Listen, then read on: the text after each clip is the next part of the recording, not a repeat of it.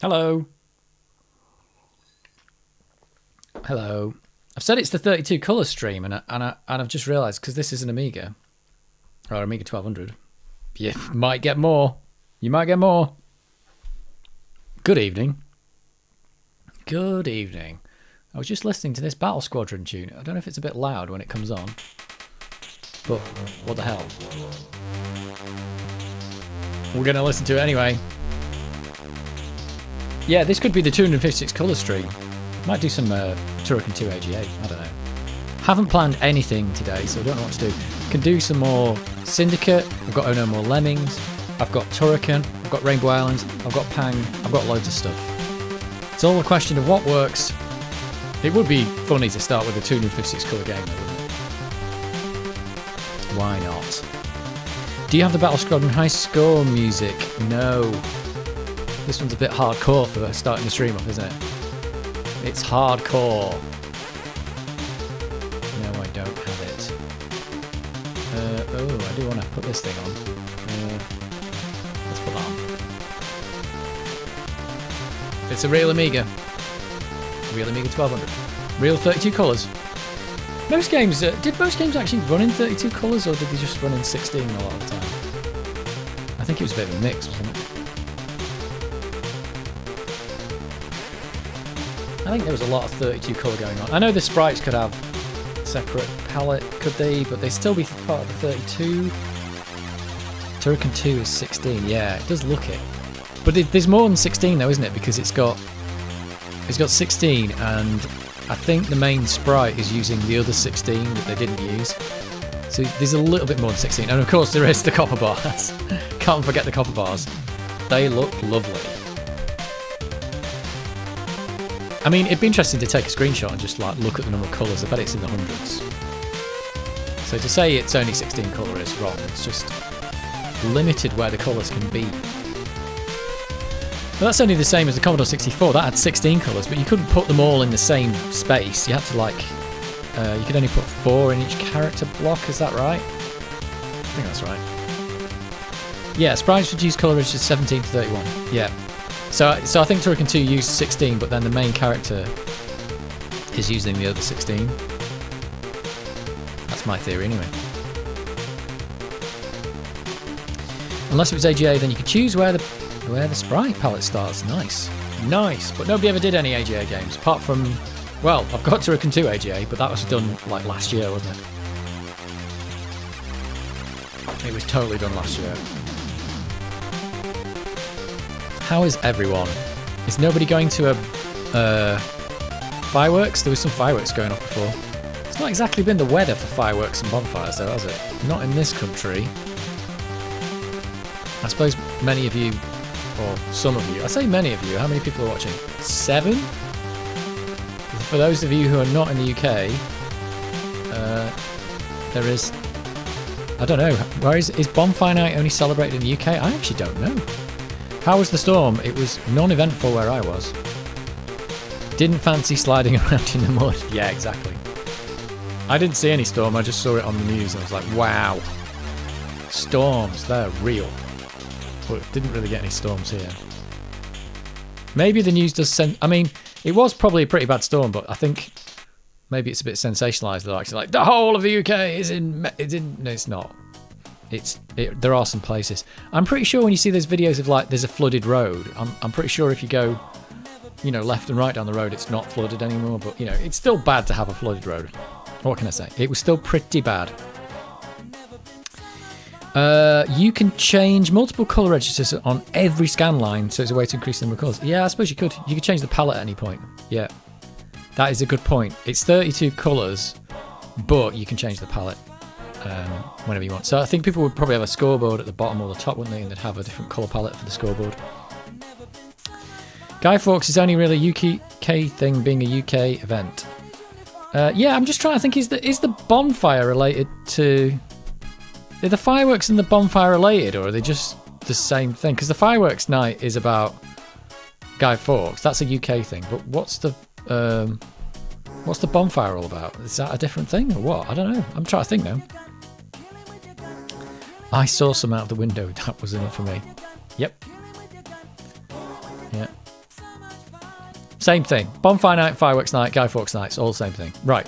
So if you're not in the UK, you have no idea what we're talking about. Oh yeah, burning the guy. That's right. But people don't do that anymore, do they? They just have a bonfire.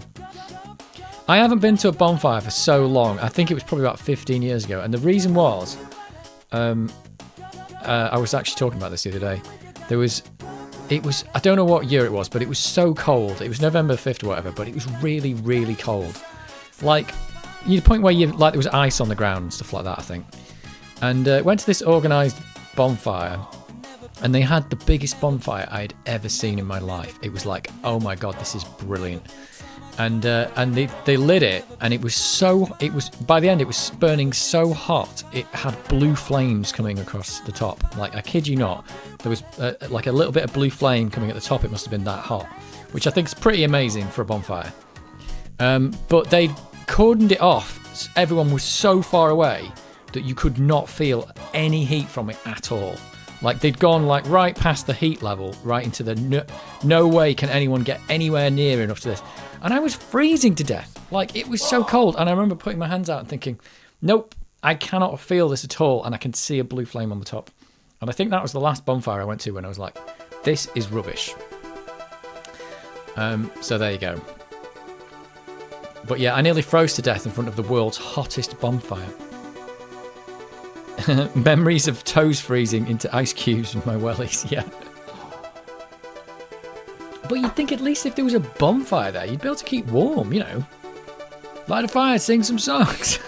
But it was just you know, so strange to be so cold standing in front of the biggest fire I'd ever seen that was a controlled fire anyway. So it was upsetting. I was very upset. I don't even remember the fireworks, but I remember it being just freezing. So there you go. And I don't think people put a guy on the bonfire anymore, do they? I think that's what's confused me. I'd totally forgotten about all that. Have you seen the video of... what's the one that Dave Haney made about the end of Commodore when they went bust? And they are... they're having like a party because they're all like getting fired, aren't they? So like Commodore's going bust and they're all like, what are we going to do? And they've got they burn an effigy of Mehdi Ali outside, like the guy who ran Commodore into the ground, and they literally burn it outside. It's pretty funny. What's it called? The Deathbed Vigil, that's what it is. It's on Dave Haney's channel on YouTube. Yeah, it's called Deathbed Vigil. It's like the last days at Commodore. Was at a professional display once where all the fireworks started firing into the crowd and they couldn't stop them. Jeez. That does at least sound like fun. That does sound like fun. Shall I put the link to the Deathbed Vigil? Let's get the Deathbed Vigil. Yeah, Dave Haney. He's active on YouTube. I got comments on some of his videos and just like he replies to them. He's really good. Where is it? Deathbed Vigil. I think that's what it's called. If anyone's not seen the Deathbed Vigil, I might be preaching to the converted here in an Amiga stream. The Deathbed Vigil and Tales of Digital Angst. He actually did it on an Amiga. He did it on a camcorder, but he did all the compositing on an Amiga, I think. Let's share this.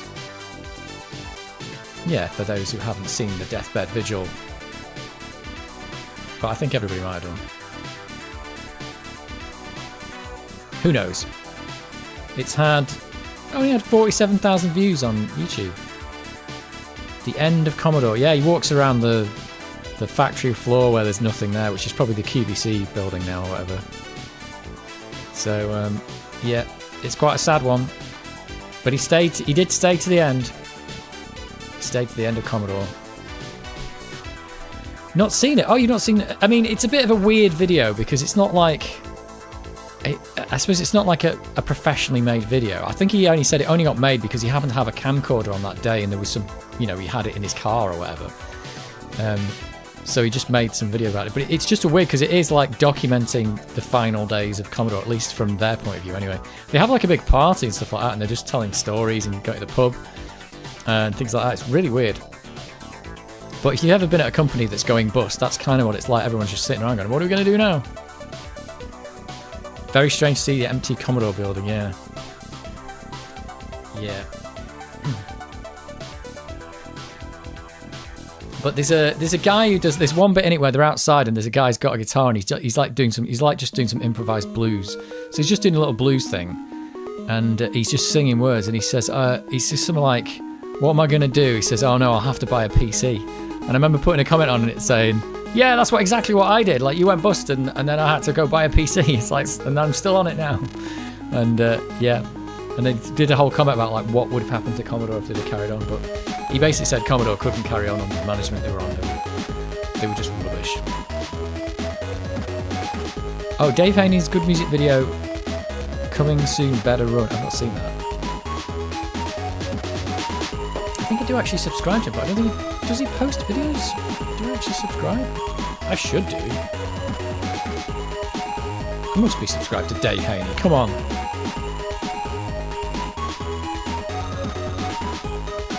I mean, he designed a lot of the big box Amigas, didn't he? Some of them anyway. Am I subscribed to him? Must be. Oh, hang on, it's playing. Oh, why am I not subscribed to Dave Haney? What's going on there? Apparently I'm not. Well, I'm subscribing now. Subscription added. Dave Haney. He's only got 1,800 subscribers. The Dave Haney. Right. Well, that's my problem. I'm touting it all up and then I'm not subscribed to it.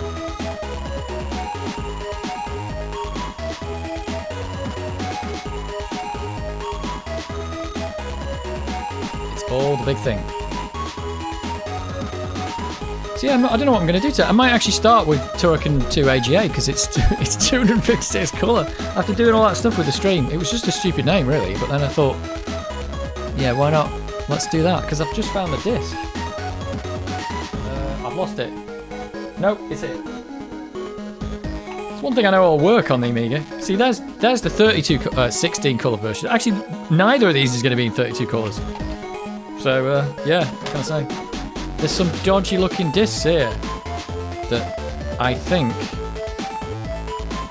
are Turrican 2 AGA on 3 discs. Might have a quick go at that. Why not? It's a good game, and the AGA version looks super good. Oh, it's Flimbo's Quest, which is also very quiet.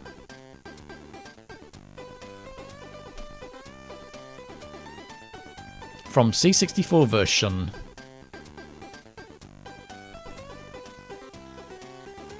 And these are all just tunes we've listened to before, but what the hell? That's how I'm rolling at the moment. Good evening all. Evening all. So yeah, I'll do some Turrican 2 AGA if anyone's up for that. Could go back to Syndicate. I don't know if Syndicate's going to be that streamable again because it seems like it might be alright. Maybe it'll get better as it goes, but there's a lot of like management of stuff going on, like reloading weapons and selling items and buying items. I don't think it's going to be that interesting to watch on a stream of like somebody sitting there on menus. And so it's apparently heralded as a very, very good game as well, Syndicate, but the first few levels were a bit basic, but maybe it gets extremely in-depth. Who knows? It is a Peter Molyneux game, and as we all know, he doesn't make bad games. Oh, we got a thumbs up for Turrican. Turrican 2 is always nice. There you go. That's 2 thumbs up for Turrican. That's like probably 20% of the viewers have said yes. I've actually got 10 viewers. That is exactly 20%. That's amazing. Amazing. But yeah, I was wondering if anyone's going to turn up because it is, well, I suppose it's Fireworks Night. It's not really Fireworks Night, but it's kind of Fireworks Night. Turrican 2 never gets old. Yep. Except when it's new because it's the AGA version, unless I've wiped over it. These are like some old cover discs. What's this one? I don't know. It's got Hudson Hawk on that one. And this one has Meteor 3D Construction Kit winner. Complete adventure game. Don't know. They've got stickers over them. Yeah, look, they're like old cover discs with stickers over them. I think these came out of this. I bought an Amiga and it came with a load of discs. And someone had like created a load of pirate games and yeah, it looks like they put First Samurai over this. But they've done it on old cover discs. I'll tell you what, the old cover discs, the discs worked, so I don't know if they were like high quality or something. You wouldn't expect a cover disc to be the highest quality 3.5-inch floppy, would you? But there you go.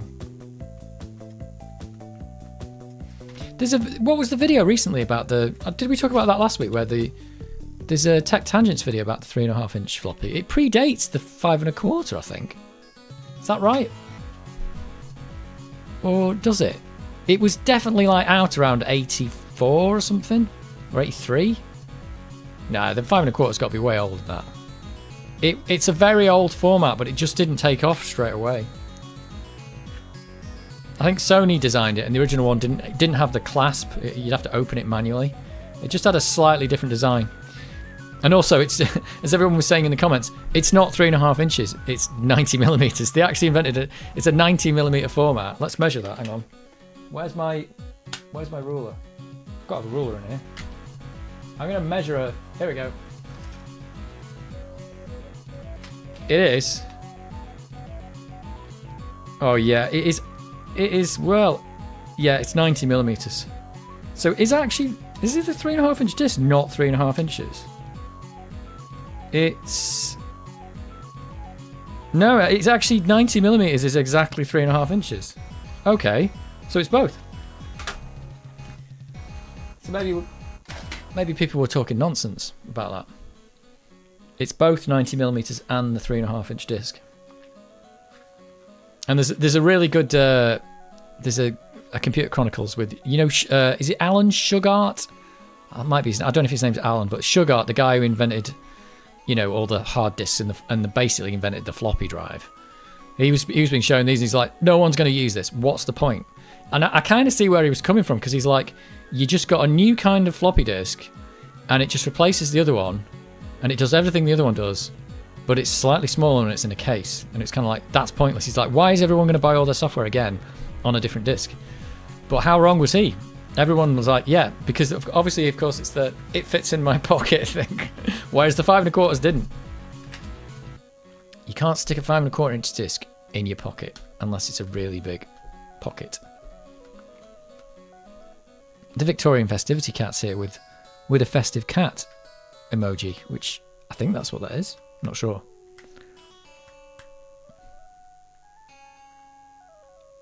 I've actually got this Ghouls and Ghosts game as well, but the disc, I think, is broken now. It doesn't seem to work. And also the game's rubbish on the Amiga, which is a real shame. Real shame.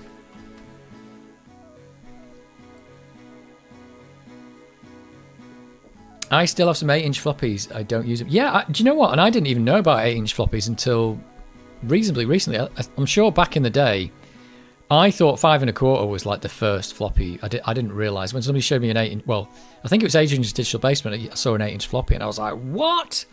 There was a what? I could not believe it. But again, all these formats are weird because the 5.25-inch floppy is just the 8-inch floppy shrunk down, and this thing is basically the 5.25-inch shrunk down as well, as far as I'm aware. But I think that Shugart, guys, for all the amazing things he did, he basically invented the floppy drive. It's a bit short-sighted just to say nobody's going to buy that, nobody will want that. But why wouldn't people want a smaller floppy that in their machine? Because it meant the machine could be smaller, and the disc could be smaller, and it was more robust. It's like, I don't think he really had it right there. But he wasn't a marketing guy or anything. He was an engineer, so I suppose it wasn't really his job to do that. He just invented the stuff, and then it was like people used it. But yeah, a bit short-sighted that. Everyone in the comments on that Computer Chronicles is saying the same things, like, what's wrong with him? Is his name Alan Sugar? I'm thinking of Alan Sugar, but it's not. What's his name? Shugart.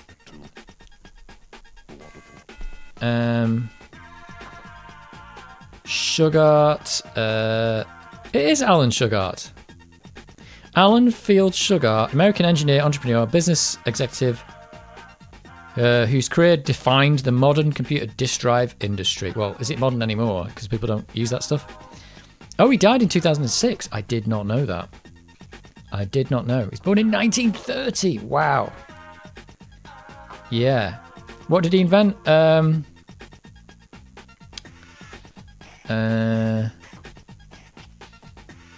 Just he worked at IBM doing disk storage products. Among the groups reported Shugart was the team that invented the floppy disk. There you go. Shugart invented it. Shugart joined Memorex in 1969.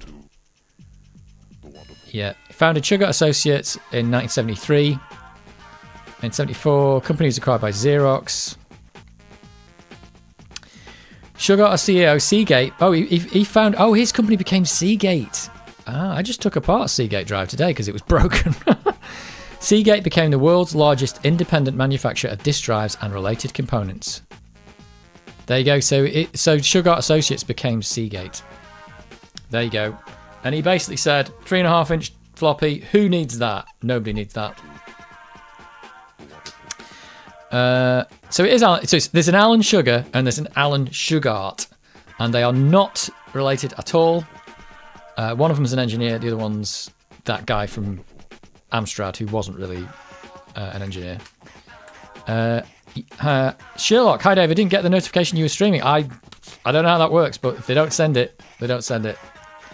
I thought you said Alan Sugar. No, Alan Sugar is a person, but Alan Shugart is also a person, and he invented the floppy disk, and his company eventually became Seagate.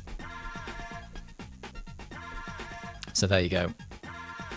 But yeah, it's funny watching him just say the 3.5-inch floppy disk was rubbish. You're fired. Alan Shugart was CEO of what became Seagate, so he could have said that to the people who worked there. It's Space Debris. Always have this one on. You're fired. Yeah, did Alan Sugar actually know anything about computers when he did Amstrad? Alan Michael Sugar Trading, that's what it stood for, isn't it? Amstrad. Did he know anything about computers, or did he just want to get in on it because it was making money? We had an Amstrad with a 3-inch floppy drive growing up. Yeah, so that was the other format, wasn't it? And I don't think that one did catch on, did it? The 3-inch floppy drive. That's nothing to do with Shugart. I also found out from...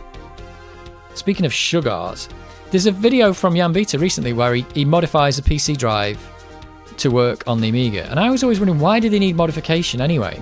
Because they're the same drive. But the reason is the pinout's different.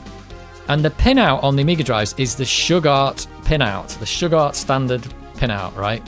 But what IBM did when they put their drives in their computers is they decided they'd just move some of the pins around. So IBM created like this different standard for floppy disks, but everybody else was using that Shugart standard. So that's why you have to mod a PC floppy drive to put it in Amiga. Otherwise, you could just put them in. It would be the same thing. It's stupid. There aren't many hard disk manufacturers anymore. Yeah. In fact, is Seagate... I mean, I assume they are. Is Seagate still making them? Seagate hard drive. I mean, it's going to be hard to tell, isn't it? Seagate. I'm going on external hard drives and SSDs. Let's have a look. Oh, yes, they are. They are still making them. Hard drive / SSD up to 20 terabytes. Whoa. Whoa. Well, I had 20 megabytes in my Amiga. Right, let's have a look. I'm on Seagate now because they were the... After talking about Shugart, it's left us here. Personal storage. Ultra Touch hard disk drive. What's that? Yeah, they still make them. $179.99 for a 5 terabyte external hard drive. There you go. They are totally still going. Thanks, Seagate. Even though I pulled one apart today because it was knackered. Western Digital. Remember having Toshiba drives? Yeah, I think did the Amiga have Toshiba in it? What did they put in it? Maybe they had Seagate as well. I don't know. Connor. Yeah. Any idea why the caps lock LED not working on a 500? All traces okay on the membrane. Well, I suppose the LED could be bust. Have you checked that it actually light? Have you got a multimeter that's got an LED tester on it? Because if you did that on it, it would probably light the LED if you could get the contacts on it and see if the LED's actually bust. Could be that just the LED doesn't work. Oh, the LED's okay. I don't know. I'd have to check the... You'd have to check the schematics and find out where the LED comes from. On the 500, is that? I had a cap slot that wasn't working on my 600, and it was the membrane. Well, it wasn't the membrane itself. It wasn't making a good connection to the board, basically. So I'd have to say, are you sure it's not the membrane? Because it definitely was for me. The membrane is rubbish. But actually, the 500 keyboard's a little bit different, isn't it? I think I've looked this up before, and I don't know where is it. A500 keyboard schematic. I don't know how. Is there an A500 keyboard schematic anywhere?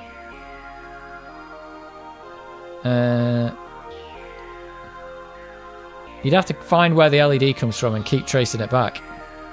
It's coming from somewhere, but I still suspect the membrane. Are you sure the membrane's good? That's an A500 Mini. I don't know where the schematic is for the A500 keyboard.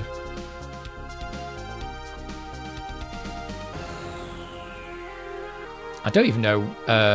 Does the LED power come from the membrane? It probably doesn't, does it? Has it got like a proper wire for that? I don't know. I can't remember. It's been a long time since I've looked in one of those.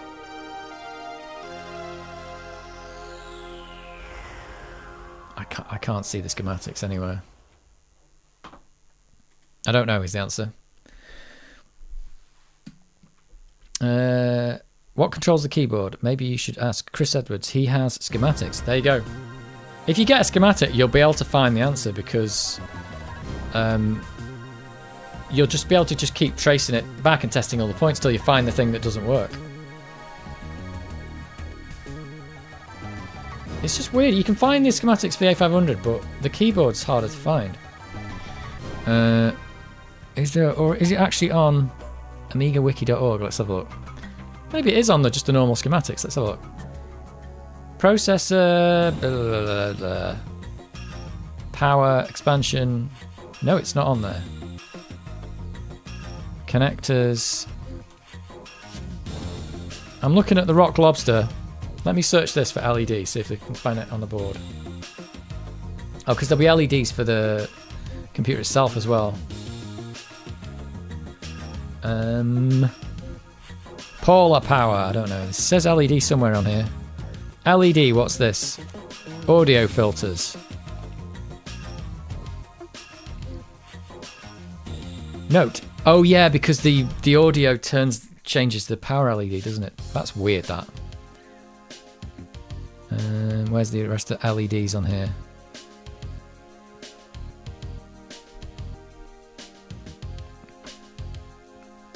Oh, here we go. Keyboard connector.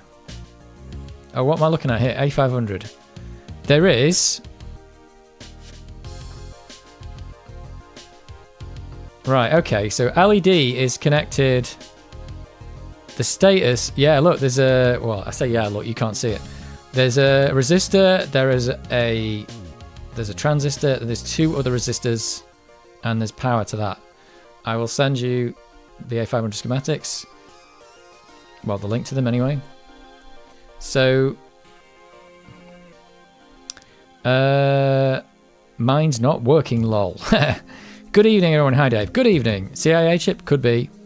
So if you look at that, the A500 schematics, if you go to... What page is it? It's... I don't know. It's page... God knows.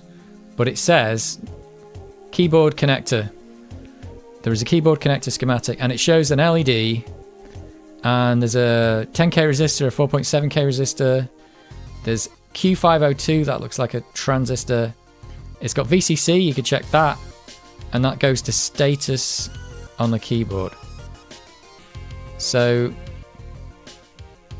oh, actually, no, sorry, that's LED for power though, isn't it?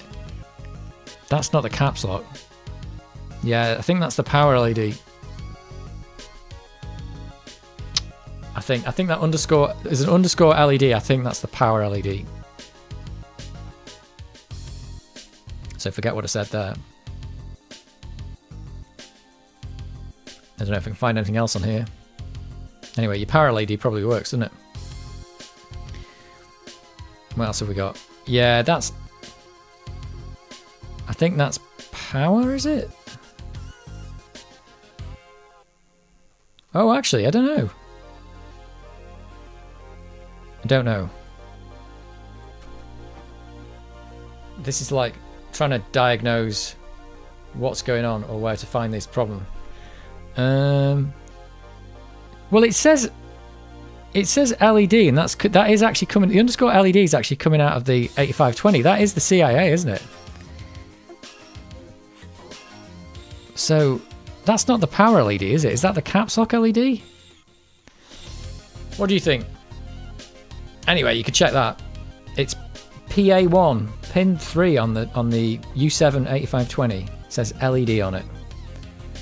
And then it goes through some little bit of circuitry before it goes to status on the keyboard, but I think that's the power light. What do you reckon?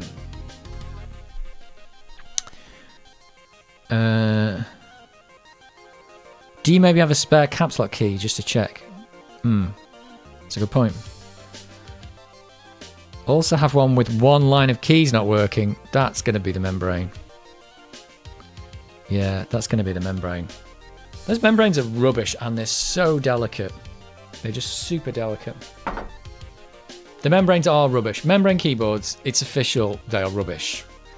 Unfortunately, they were also cheap and that's why the Amiga's got them. I mean, they're working. They kind of work. I mean, this one works. You just don't want to mess with them though. I had to cut the end off my A600 one because it just wasn't making good contact.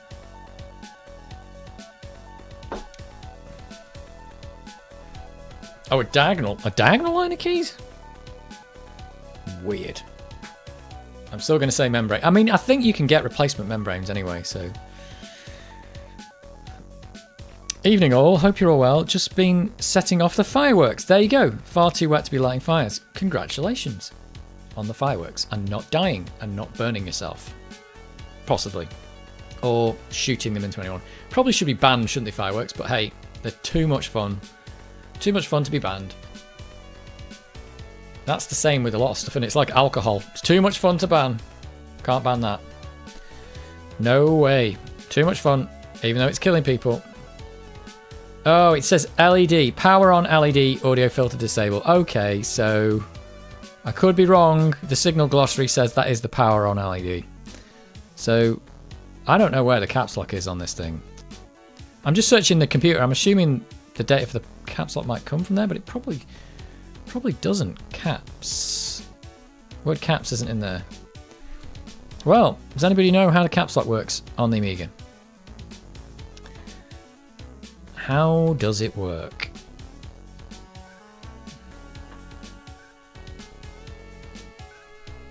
I'm gonna Google it now. I'm interested now. It works somehow.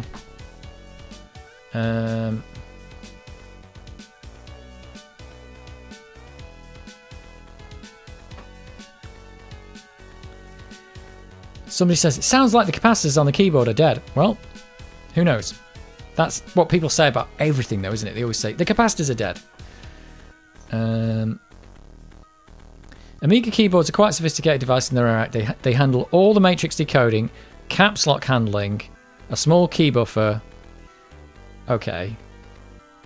There's a CIA on the motherboard that handles the keyboard stream, but even if that was dead, the caps lock would still behave normally for a few presses until the internal buffer was full. Okay. So they're kind of saying that you should be able to press it right at the start and it should go on and off and eventually won't do anything. Yeah, Control Amiga is handled by a separate primitive circuit. Yeah, I noticed that because you can have... I think I had one where all the keys were working and Control Amiga didn't. So there's something wrong there. So how does that work on... How does the caps lock work then on here? Because there's no circuitry on the like 1200 keyboard, is there? I don't know. Anyway, the caps lock is more complicated than I thought. More complicated than I thought. And I can't even find a mention of caps lock. So that would make sense actually then if the keyboard's doing it all, but it must be getting data about the caps lock from the computer somehow.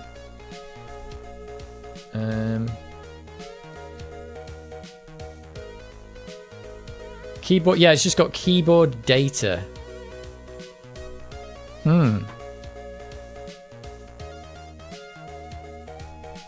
Well, I don't know where to go from there. It's an interesting one. So there's a KB data on the schematic. Let's look at that. So is that just a stream of bits? Yeah, so you've got a clock, you've got keyboard data, and you've got a keyboard reset. So I assume then if you press the caps lock, you should see something on that keyboard data line. And that's telling the computer that the caps lock's on, and maybe that's it.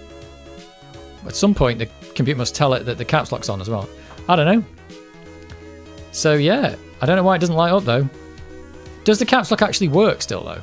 I mean, if you press it, you actually get caps. You just don't get the light. Or does it just not even work?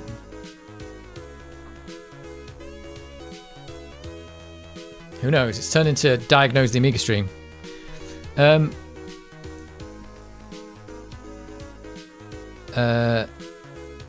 Well, there's lots of stuff going on now.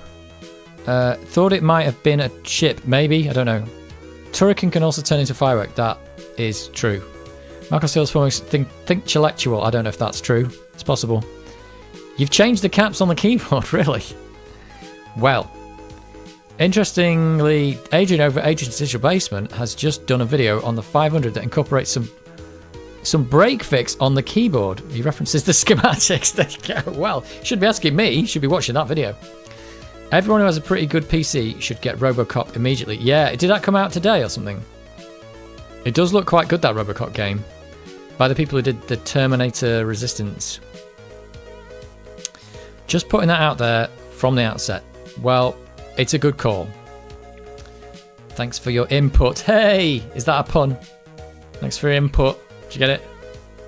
No? I didn't think it lit up anyway.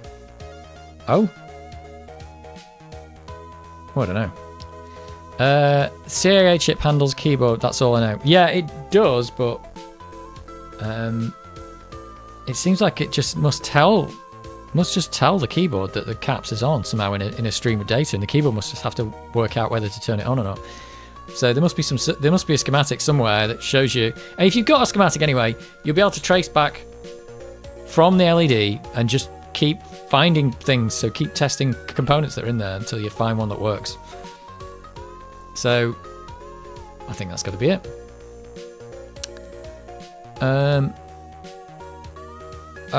What's this? Oh, I thought he was being sharp with me, but you're right. I think it was a pun. Not as good as you, Dave. Not as good as being what? What? Oh, you mean at fixing them? Well, I think Adrian might be better at fixing things than me. I literally have repaired like 2 Amigas and that's it. Yeah, he's definitely better at fixing stuff than me. But I have no clue what I'm doing. He says the same thing. He says I've got no clue what I'm doing, but he's got more of a clue than I have. I think he's got a little bit of electronics training, like when he was at school or something. I've got none, like pretty much none. I did like mess about with some stuff when I was a kid, but I didn't know what I was doing. I think I had like a book where the parents bought me where you just like made a flashing light and stuff like that, but I didn't really understand it, and I probably still wouldn't now. I think if I want to learn to fix things properly, I need to go back to really basic electronics and just build up really basic circuits and stuff and just figure out how they work. Because I don't have any like actual like fundamental knowledge of electronics. I'm just literally like trying to repair things by just looking at the thing that's broken and replacing it, which is a valid thing to do, but a lot of the time I haven't got a clue what the thing is or why it's even there. But hey, that's like life, isn't it? Got 2 Hey 500 pluses now. Do they have horrible battery damage? That's my question. First question for everything like that. He's just given up his job to go all in YouTube videos. Scary leap. Yeah, I saw that. That's quite good actually. To be honest, because I have a job and I do YouTube and I haven't done any videos for a while because I haven't had any time. And I was looking at him going, this guy's got a job and he's doing like 3 videos a week and stuff, and I just don't know how he's doing it. I know there seem to be people out there who actually don't seem to get any sleep and can work like that. But I'm not one of those people. I actually need to sleep. Like, I have to go to sleep at night, and I'm not willing to give up exercise. And with all the stuff that I've got to do in life, I don't get much time to do videos. So it's amazing I've done as many videos as I have as well. But then he said he was, I think in one of his last videos, he said, oh, I was only working like 4 days a week or something like that. So he actually had 1 day a week to do stuff. But even then, doing 3D videos a week is actually quite difficult.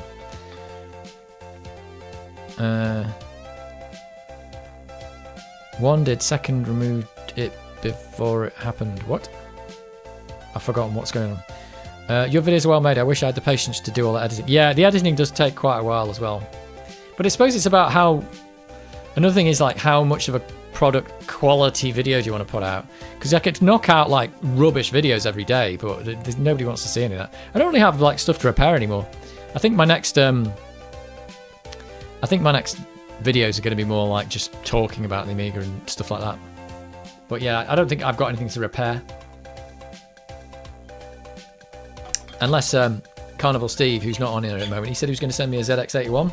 But even that, I think, was working. That'd be shock horror, wouldn't it, if I get a ZX81 on the channel? We need a 2-hour epic video on the Amiga caps lock. We certainly do. Oh, yeah, you removed it.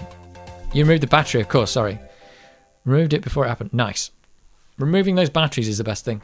I saw Chris Edwards' last video, and he got like an Amiga haul.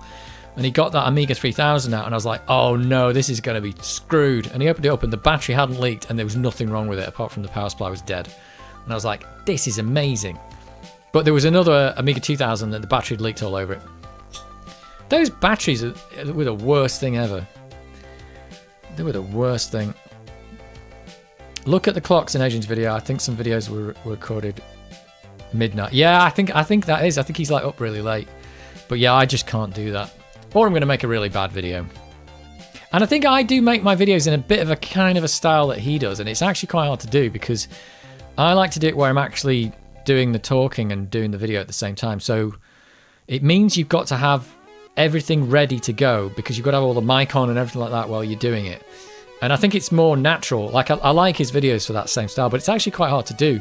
Because if you want to do a repair, you've got to like save up the repair, get it all ready, get all the microphones on, get all the cameras on, and then just start doing it. And then you've got to like fill it in.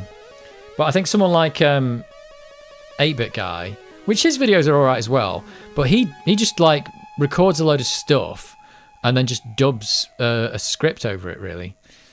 Which is much easier to do because you can just sit there with cameras on and just keep tinkering with things.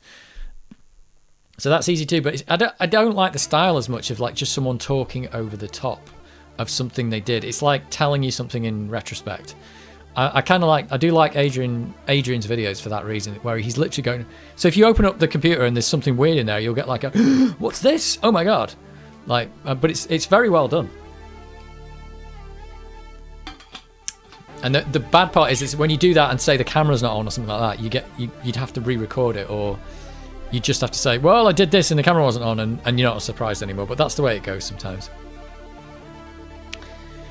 A few caps locks repair videos on YouTube. Yep. I think it should be quite easy to find the problem though. I mean, because there can't be that much in there. If you could just find the schematic, or at least maybe you could just probe around and find out like where's the LED power come from. Check that. And then check where it gets the light from, and there's probably a transistor like in that other thing for the power LED. And just keep checking components until you find out what's wrong.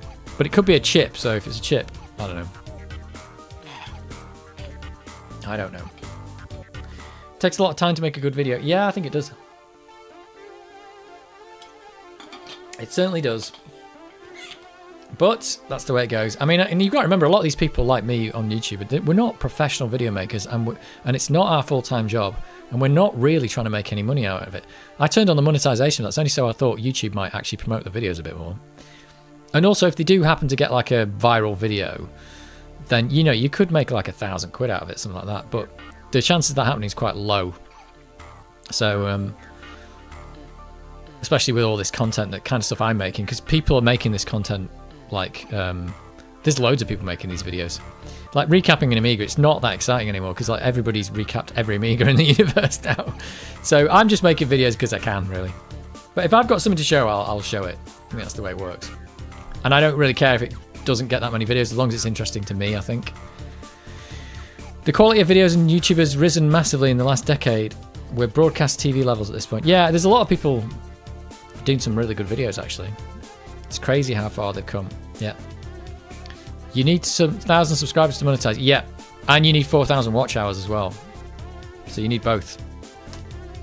You need 1,000 subscribers and 4,000 watch hours per year. And even if you do monetize, if you don't keep the channel going, like you don't post for like 6 months, they'll take it off you anyway. But the monetization, I can tell you, is well, for a small channel like mine, it's not hardly even worth doing. Didn't I post it on my community post? I said like I made like 200 quid. Like in a whole year, it's ridiculous because like the GoPro that I've got here was 400 quid. It cost me 70 quid to get the passport that I needed, so that I could get photo ID, so that I could even actually get monetized. Oh yeah, it's so funny. It's absolutely crazy. But yeah, I don't know how. I know one thing for sure. Most YouTubers, unless it's their side hustle, will not be able to make a living off advertising. It's not going to pay you. Not unless you are absolutely massive, do videos every day, and they get hundreds of thousands of views every single day, and even then you might struggle. It's not going to pay you, unfortunately. And that's why everyone's doing Patreon and memberships and t-shirts and sponsorships and all kinds of stuff.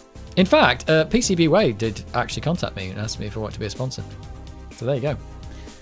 But I said, not right now. I didn't turn them down completely, I just said, not right now. But I wondered why they'd literally approached everyone in the universe, and they've approached people who had like 100 subscribers. And then there's me with like nearly, well, past 2,000 now. And I've literally ordered products from them. And they didn't contact me. I was like, did I go under the radar or what? It's probably because I'm not on Twitter or X or whatever. That could be worth 20,000. Yeah, right. I doubt it. I know Banjo Guy Ollie does it. I don't think it's wrong that people would do that. You've got to, if you want to make money out of it, you've got to make some money. 20,000, more like 20 quid, I bet.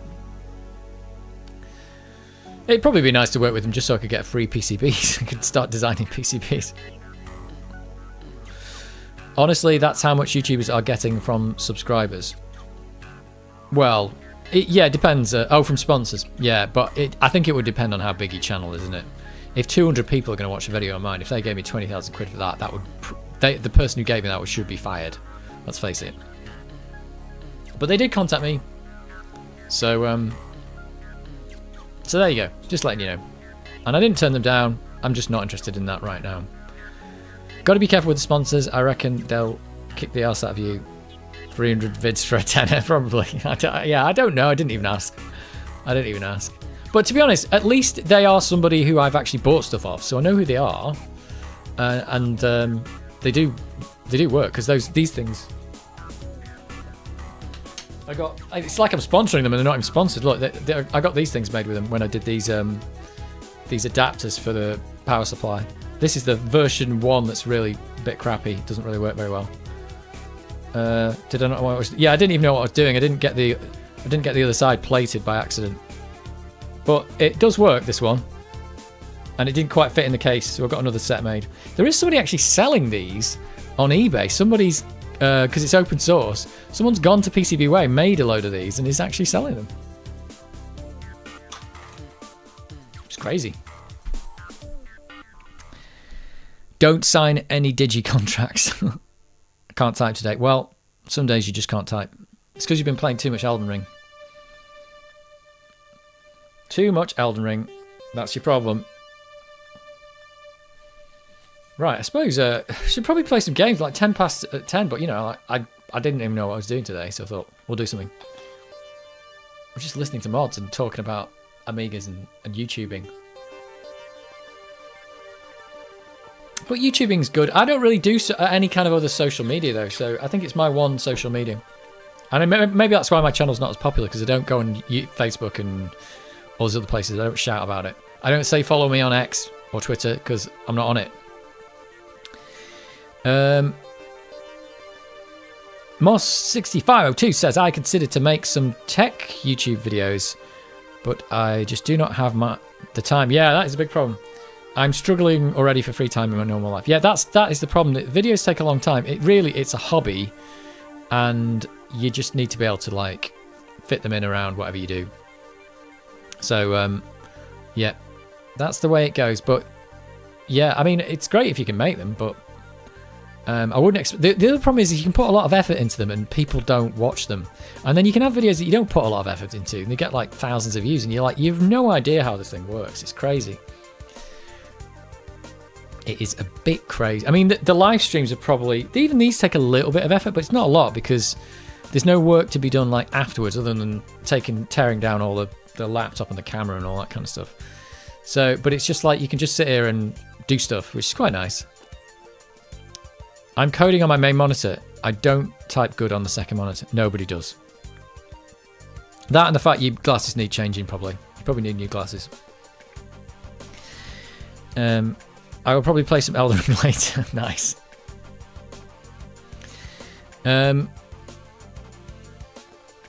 Did you ever notice how some Amiga games had funny shades of various colours? Like Final Fight had weird colours. Amiga had 4 times the palette of the Mega Drive, but the Amiga colours were not right. Well, I suppose it depends. They both had. It had 4-bit colour, didn't it? Or 4-bit RGB. So there's only certain colours you could actually show, and then it would be up to the chip if they showed them accurately. Like the Commodore 64 PAL and the NTSC one show the colours differently. I always wondered why the C64 had 3 colours that look nearly the same, and that's because on the NTSC they don't. They look different. So I don't know if there's something weird going on there. Was the Mega Drive 4-bit RGB as well? Does anybody know? The Mega CD port's colour palette was much better.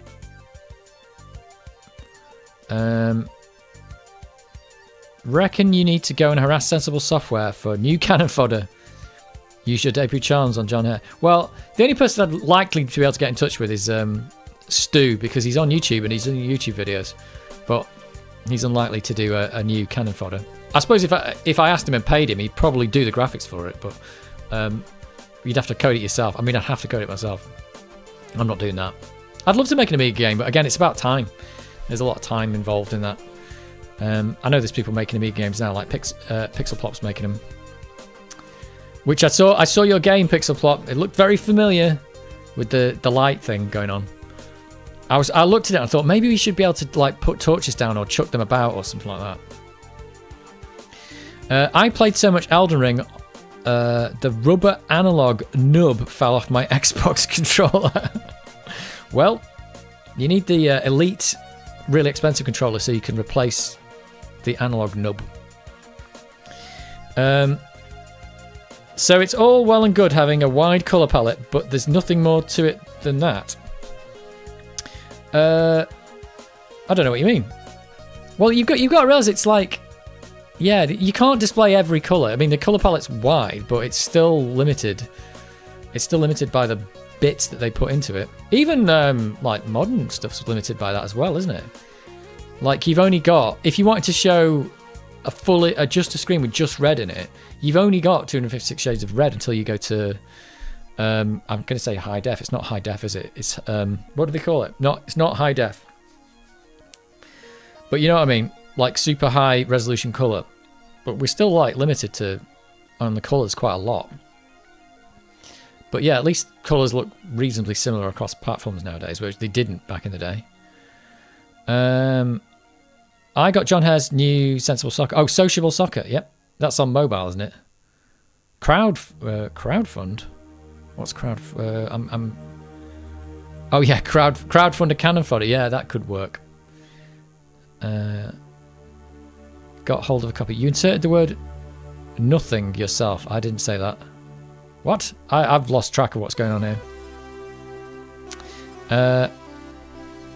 Maybe you could learn the Scorpion engine for one of your videos. Yeah, Scorpion engine was made in Unity. I do want to do a video about the stuff where they did Menace and they printed it on. They did it in the magazines because. Hang on.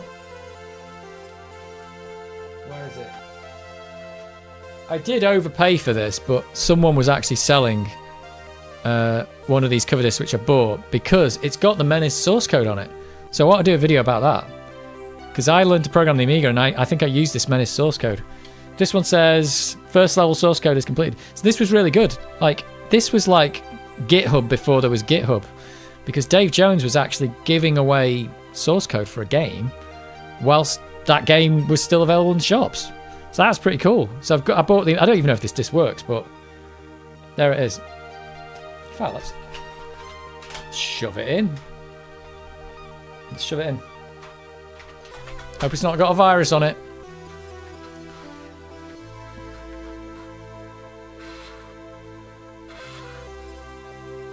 Uh-oh. I think the answer might be no. Doesn't work. But I can get an ADF for this disc. Covered it. Oh, hang on. Is it actually... Oh, it sounds really bad. Oh, I can't read it. Can't read it. Hey, look at this. Playing music and accessing a disc at the same time. There's a computer for you. Oh, stop making the noise. Cancel. Just cancel. It just cancel and it tries again. I'm going to have to shove it out while it's... Stop! I'm taking it out. Stop. Stop. Anyway, that disc totally doesn't work. Well, it doesn't work in that drive anyway. But I did kind of expect that. But that's fine. I can get the ADF of it. I have that disc. Oh, right. Cool. Oh, hang on. I've missed some things. Speaking of games, the developer of Limbo is making a C64 version. Really? Because I just played Cocoon. That was really good. And that is the developer of Limbo. Making a C64 version? That's crazy. PC Sociable Soccer. Oh, yeah. Look up humans for your next Amiga stream. Oh, yeah, you said about that. Cadaver. I remember that. My mate was into it. Amiga is multitasking. It is. Unfortunately, it couldn't read the disc, but it could do the two things at the same time. Coolvin. Hey, Pooh. Hey, Coolvin. Even if we pronounce it cadaver. Yeah.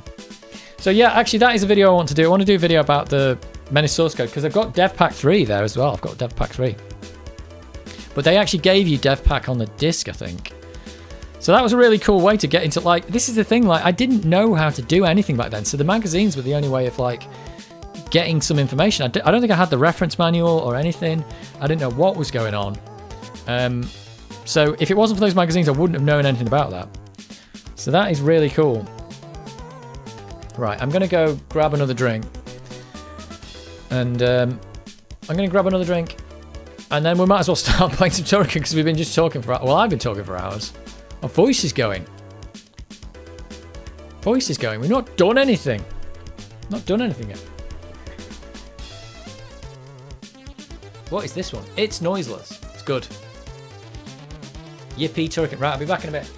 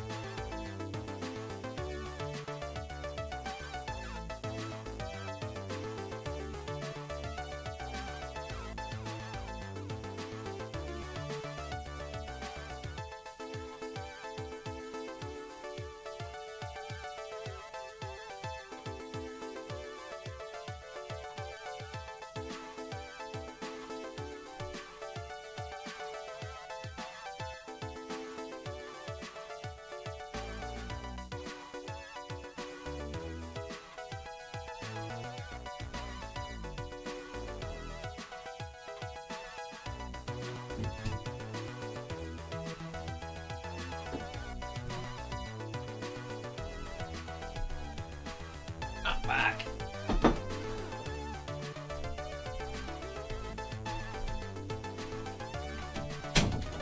I'm totally back.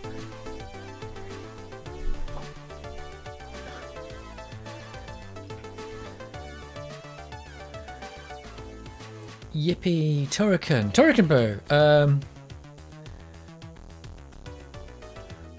QQ, anyone sat watching from the comfort of the lounge chair? Or do people sit at the PC to tune in? That's a good question. The Switch Anthology releases are really good. All of the games from the Amiga and 16-bit consoles. Studio remixes all the music. Well, the music was perfect, though. You wouldn't want to remix that. I'm watching on PC, sat on my sofa. Well, that's both. I'm a couch watcher. Yeah, a lot of these, like, all the smart TVs have got YouTube in them and stuff, haven't they? So that's good. I have a gaming chair, but that thing is the devil. My neck literally burns if I sit in it too long. Isn't it supposed to do the opposite of that? Isn't it supposed to keep you comfortable while you sit in it for all day and play whatever you're playing? From behind a PC in my study room with my headphones on. Oh, okay. Let's boot this baby up. Hang on.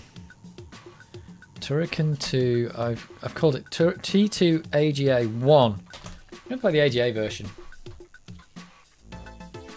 Hopefully this disc works. Well, this could be a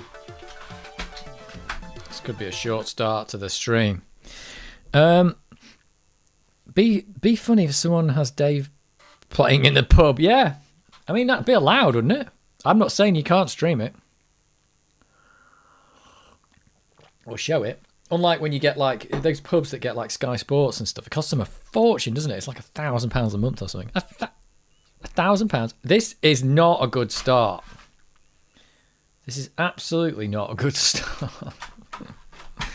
Yeah, I wonder if there's something wrong with my... Oh, did I just put that disc in and it screwed the drive, maybe? I wonder if my disc drive's broken.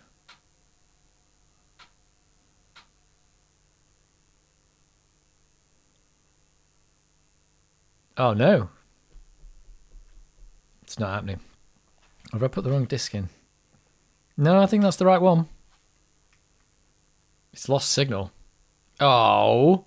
We've not seen a guru meditation for quite a while. Sorry, it's not a guru meditation. It's a software failure. I didn't press that. It's just trying again. I think that's the right disc. Unless I've labelled them wrong. Let's try a different disc. And it was trying to boot that.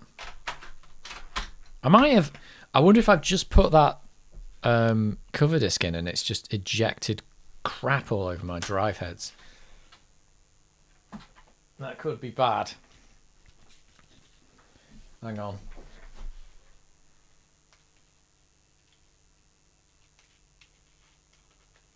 I should have looked at this.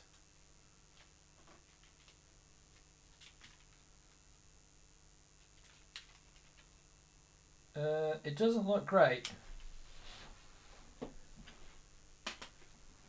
Oh, that didn't boot. Doesn't look great. But it doesn't look... I don't know. Let's Let's just try that one. If not, I might burn it. I don't know what you call it. I might, if I've got the ADFs of this, I might make that first disc again. We'll get this working somehow. I'm watching this on my Pi 4. Jeez. That's crazy. No, that's not the right disc. Right. Turrican 2 AGA 1. Can it read this disc or what? It says uninitialized, but that's probably right.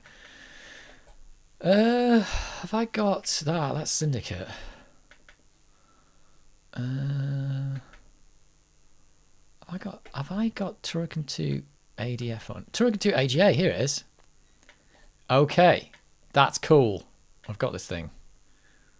I think this disc might be done. I've got that ADF program on here somewhere. Where is it? ADF, there it is. It's right in front of me. Let's write this baby again. Maybe the disc went bad in the box.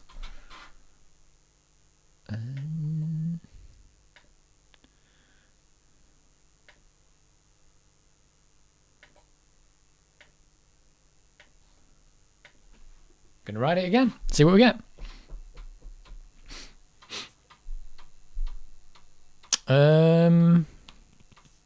Are you a music producer or something? Me? Are you talking to me? I don't know. If you prefer the original music, you can have the original music too. Oh my god, that's amazing. the Poru meditation. You're in the lounge on your phone. Oh, okay. Just turn off your power brick and turn it on.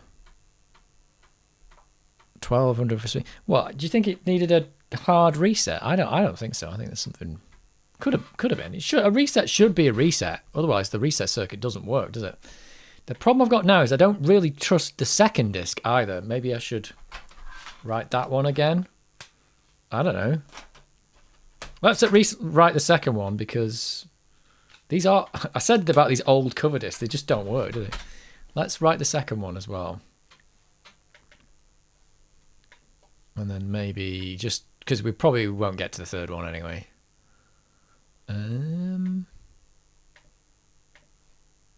Just in case. I don't believe Dave is a music producer, but his sister can belt out a hell of a tune. Sister? That's not my sister, whoever that was. Are you talking about Lily from the Disney video? She's definitely not my sister. She's just she's a daughter of one of my friends. She's like how old is she now? She just started university. Oh, she's not my sister. She's a lot younger than me. I mean, it technically could be my sister, but no, she's not. But yes, she does belt out a hell of a tune. She's very good at that. I thought I saw a resemblance. Well, weirdly, her father, everyone thinks is my brother, but he's not. So, there you go. Maybe that's the resemblance. Right, Turrican 2 AGA. Don't fail me. Do not fail me. This has been a weird stream, hasn't it? It's just a weird stream. Right, here we go. Here we go. Is the Disney Castle already finished? Yeah, it got finished. It got finished off camera. I did a time lapse of it, but again, I didn't post that video. So I did a full time lapse of the Disney Castle. For the rest of it, it took 4 sessions, 5? Can't remember now. Oh, is it going to boot? Or is it? What? I just wrote this disc. Shall I find a different disc? That's ridiculous. I wonder if my drive's busted. Could be busted. I'm going to write onto this, whatever this disc is. Can't be anything super important.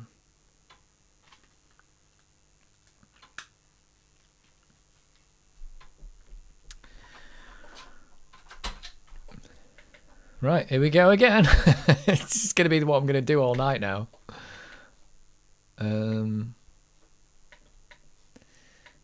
Should just get it to go straight to this thing. Right, let's try different. This is a different disc. This is why people use Gotex, you know. This is the thing. This is what's caused it. So everybody wants the old like retro experience, but they don't want this experience. Like, I don't want it that retro. I want it kind of like the retro where it's like really fast and everything's like it is now. But I don't want it like this. But hey.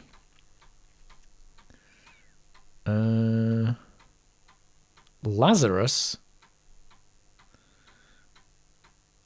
I want to play Ubi-Doo. I want to play Turrican 2. Yes, so do I, but it's not working. Right, come on. This is now a different disc. If this doesn't work, I've screwed my drive. Screwed it. But I mean, it screwed it in that I haven't got a cleaning disc because for some reason they're thousands of pounds now. Although that Rob Smith dev did do a video on how to make your own. It's a good idea. That actually might do that. Yeah, there could be crap on the heads on this, and I could be destroying all these discs as I do it. What? There's no way. Maybe I should actually reboot the Amiga. Is it doesn't like the soft reset? I don't believe this. Like, what's happening? It's not even doing anything now. Nope. Power light's flashing. Is it going to guru meditate? And it's guru meditate. Let's turn it off. Oh dear. I think the drive is not happy. Not a happy drive.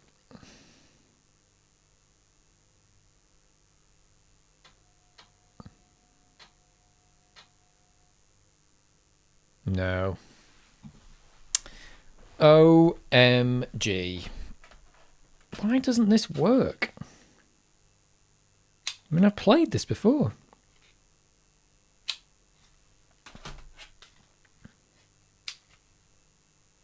I don't know.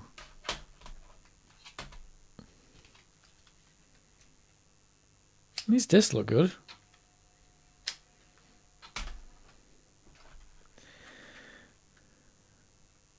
I think I'm one of those people. I love the old stuff with modern conveniences. Well, that's the thing, isn't it? That is the thing.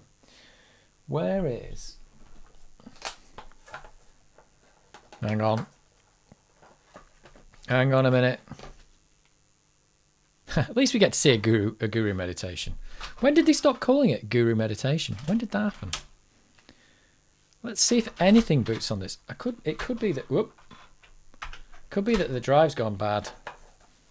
I can't remember if it... This drive isn't the one I got with this, because the one I got with this is broke. Oh, I can hear this disc doesn't sound good. But look, it works. This is original Turrican. So, I don't understand. It can't write these discs and then read them back. Don't know what's that. Well, we are going kind of 32. How ridiculously stupid.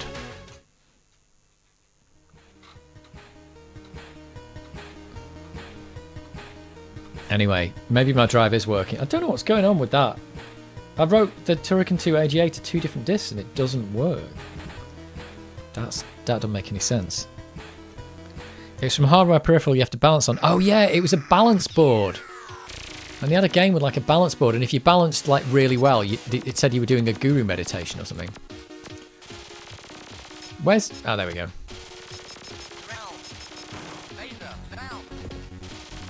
I don't want that. I really would like a joystick that had like one button you could press and one button you could do fire on.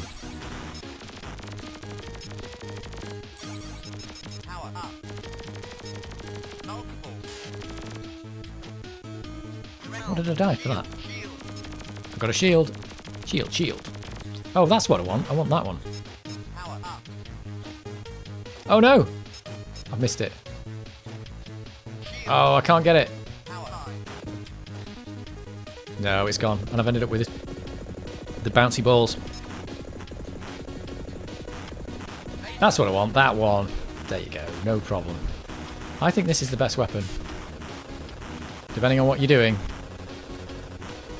It's a bit weird, this game, for that, because you can't really choose your weapon. You have to kind of like just get the power-ups to fall out and then collect the ones you want. Should we go exploring? Let's go exploring up here.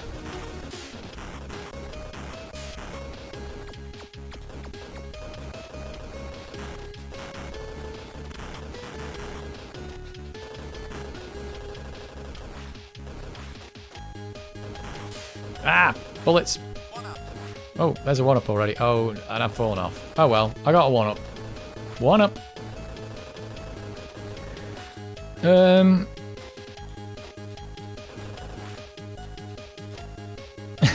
Let's be honest, it looks better than the blue screen of death. You're right.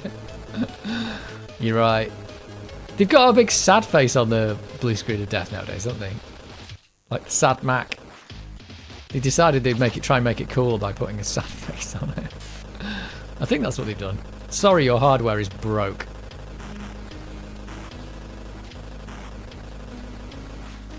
The blue screen of death. That was a thing. I haven't seen one of those for quite a while, actually, but I suppose it depends on how knackered your hardware gets. Or, you know, like back in the day, you just install a driver that was broke. And it would break everything.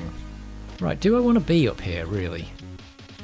They do all this exploring on this first level, but there's not enough time to do everything, I think. You will die. 1-up. Oh, can you get up there? No.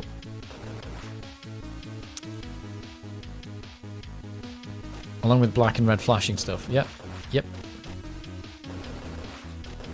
Uh-oh. Is it this way? Yep.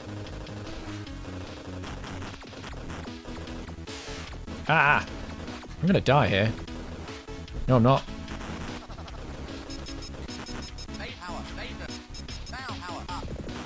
Oh. I've lost my weapon that I liked. I remember the Amiga quote, ground thyself. Yep. You really should ground yourself when you're using this stuff. You can zap it.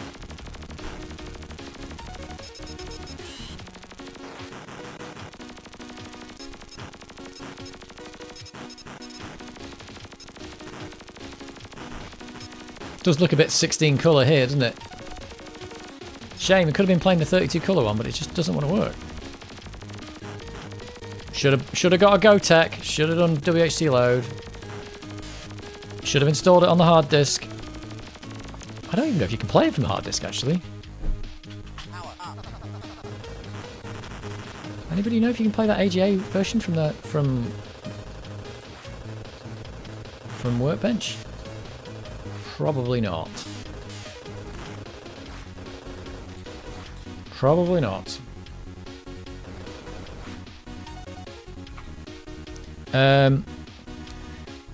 My Christmas project will be to try and make an 8-way scrolling engine like Turrican 2. That'll be good. Probably not that easy to do either, I would suspect. I mean, to do it well. I've not used Windows for over 10 years.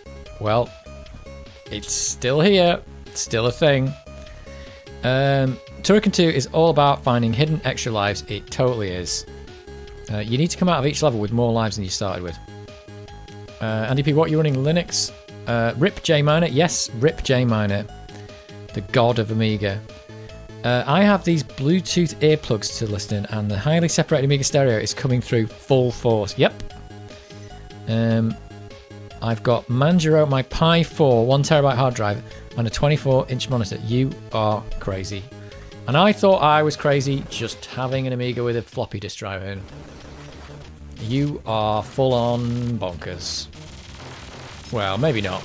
I mean, if you want to, I think it's getting a bit better, but the reason why Windows has been so popular, at least for people like me, is that if you wanted to do games, you just had to be Windows. It just had to be.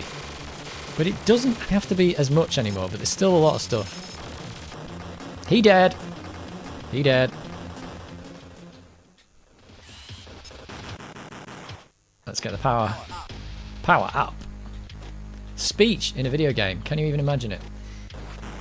It's hard to put yourself back in the days when this came out, and you know, to hear speech in a video game was like, it's like the Commodore 64 couldn't really do it, and you'd heard it in the arcades, but then a home computer came out and like, you could do digitized speech. This is amazing. I mean, it is amazing. Oh, don't want that. Don't want the bouncy bullets.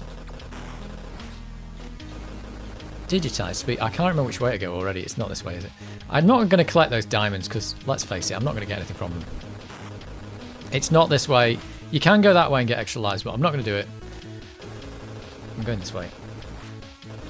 Uh-oh. I've forgotten where I am already. I think it's up here. Am I right? Or am I completely... Nope, it's not that way. This is the way. Hey, there's the copper bars, or the copper bar colours. Oldest trick in the book.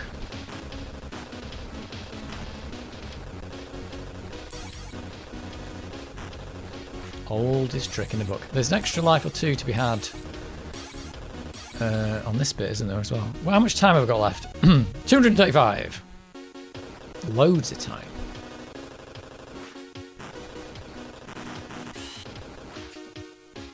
I've got hiccups. It's not good. Power up. Power up. Whoa, there's a lot of baddies here. This would have looked better in AGA, let's face it.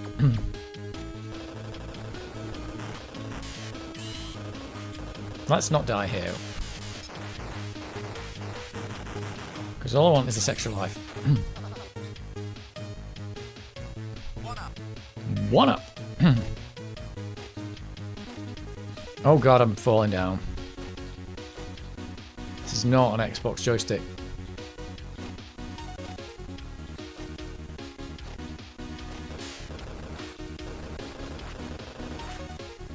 Boom! Did it. Totally did it.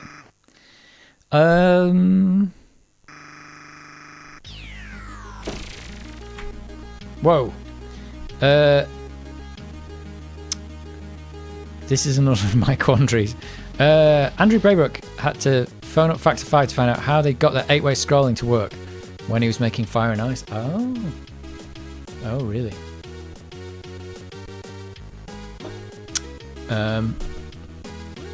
Windows almost feels like the alternative in computing, as pretty much everything else is a Unix derivative. Yeah, it kind of is. Yeah, I know what you mean.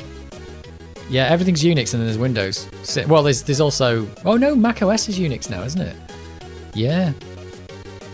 Great Duke, and I've said it's a mono. Stereo was too much. Was it? Really? You don't like the stereo? Can I set it to mono here? Do you really want mono? Properties. I can't do anything with it. I can mute it. Filters. I can put a filter on it. Audio filter. Here we go. Compressor. Limiter. No. There's no actual like make Amiga mono.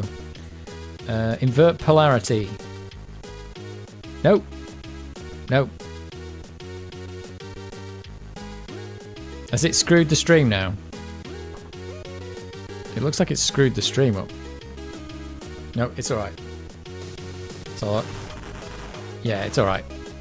Messing with OBS in the middle of the stream is probably not the best thing to do. But I can't set it to mono for some reason. Not that I'd probably want to. I play loads of Windows games on actually on my tower. Okay. We used to rock Intel outside stickers, yeah. Just keep going right, Dave. Yep. That's it. Right. I've always said Amigas have soul. PCs are soulless machines that you just use to get things done. Yep. Well, sometimes you need to get things done. I do like the stereo, but my particular earplugs, it was not great. Oh, really? Oh, well, I was just interested to see if I could do stereo. Right, I can't remember how to do this. Is it after that one that it goes, or is it 2? It's 2. There we go.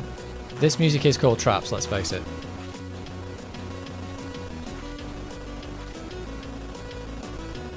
Oh, it's going so slow. This wouldn't have happened on the AJ version.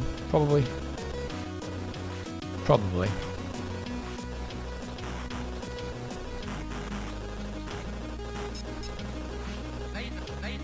Laser. Right, is it up there or am I going a different way? This way. Uh-oh, why am I ended up stuck here? Oh, good lord. I didn't want to be up here, actually. What am I doing?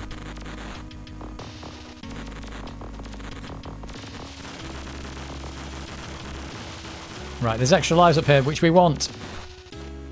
We want them. Could have got that a bit sooner, that would have been nice.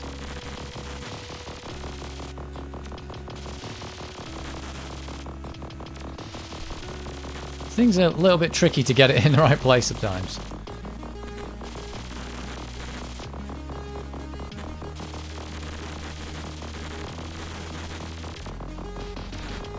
Oh no! Oh no! I didn't want that! I didn't want that. There we go, I've got him. That beam... Oh, hello! Oh no, there's people here that I don't want. That beam thing cuts out the music, doesn't it? That's one of the things they did. The only thing they changed about the sound on the AJ version, I think. The beam thing doesn't cut the music out. The beam weapon, whatever it's called. What am I doing in here? It's this way, isn't it?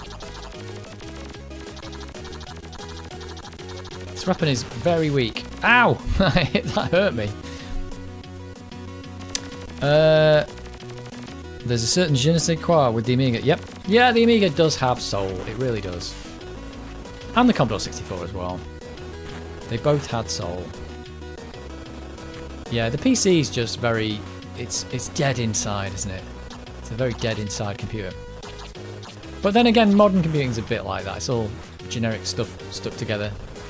Amiga was a bit of that. It's got the 68,000 in it.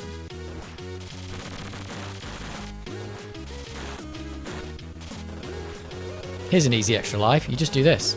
Da-da. There it is. 1 up.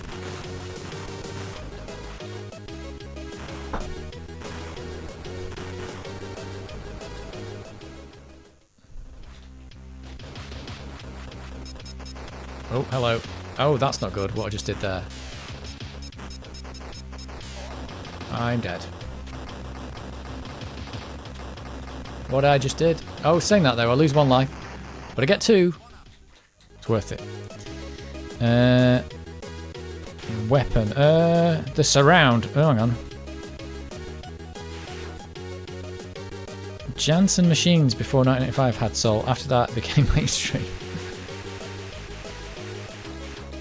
Right, let's go. Let's go shuriken.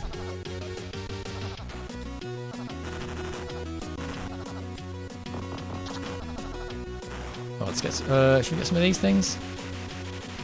No, apparently we won't. Oops, used my special there. I never really use that. I don't like reaching for the spacebar in this game. I need another button.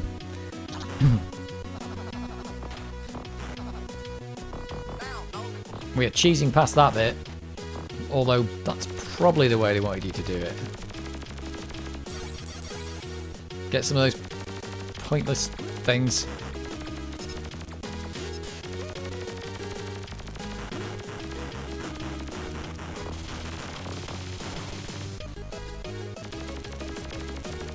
Oh, I don't want to be down here.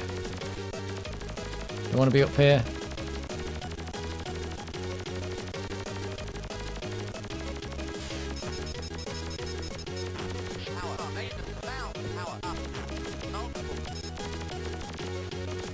There are some death holes in this game that you don't want to go in.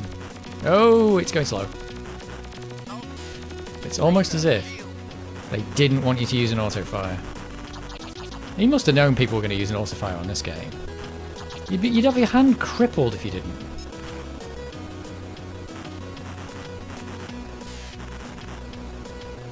You'd be crippled at the end of it.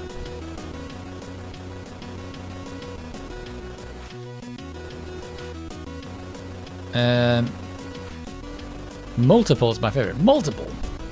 This one's my favourite until you get to the level where everything scrolls backwards. And then you need the bouncy bombs. It's a bit of an odd choice, that one that scrolls backwards.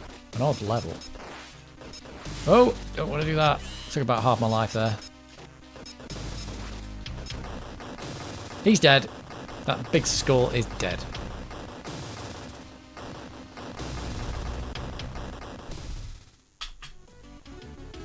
Do do do do do do do. So it looks like my floppy drive is working.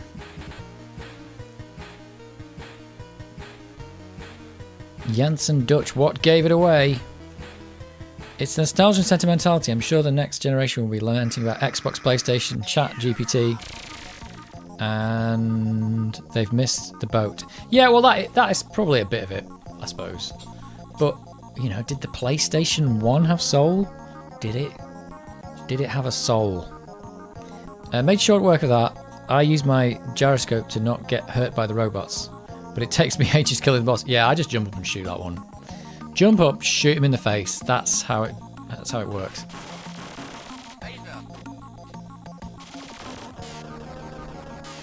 Ow. Ow. Oops, that was not good what I just did. Oh, these are the little alien dudes. I suppose it's just amazing to think that this wasn't an Amiga game to start with. That's the amazing part, isn't it, really? Oh, alien dudes. Hello. I think, is there something to get up here? I don't really know. Uh-oh. Is this whole, like, crouching and pressing the spacebar thing? Oh, it's not happening. We're just going this way. Oh, we get the good music, though. Oh, I've got the crappy weapon back. Need this for this one. There we go.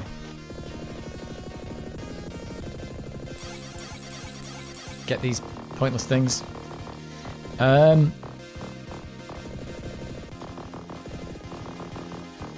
Nothing like typing in a load of code from a magazine into BASIC. Yep.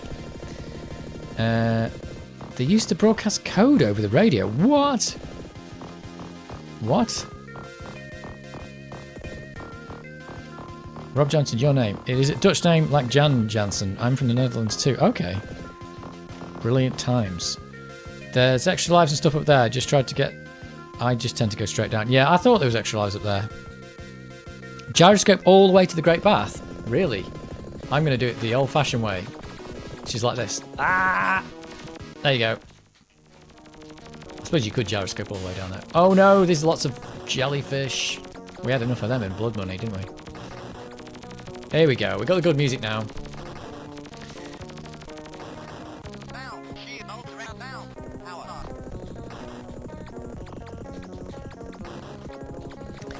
I watched that interview with Rob Hubbard from RMC the other day, and I didn't realise he went to work for EA. He did a lot of work with EA. He moved to America after doing all the Commodore 64 stuff and did PC stuff for EA.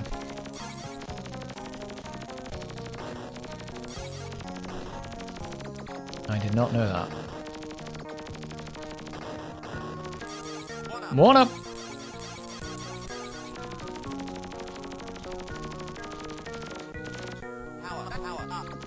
Oh, hello. I don't think I've been up here. I'm going to do a bit of exploring. What's up here? Oh, apart from death. I don't think I've been... Oh, is this the where I just came from?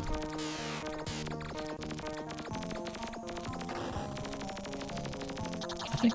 Oh, there's a big fish. There's always a bigger fish. I don't usually go this way. Oh, there's just goodies in here. This is the only reason to come this way. Well, there's no point to that. You let a little bubble out then. Whoop. There's definitely an extra life or two. Oh, hello. There's always a bigger fish.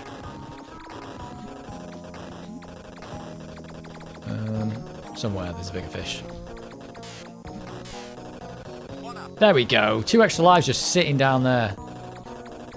Oh.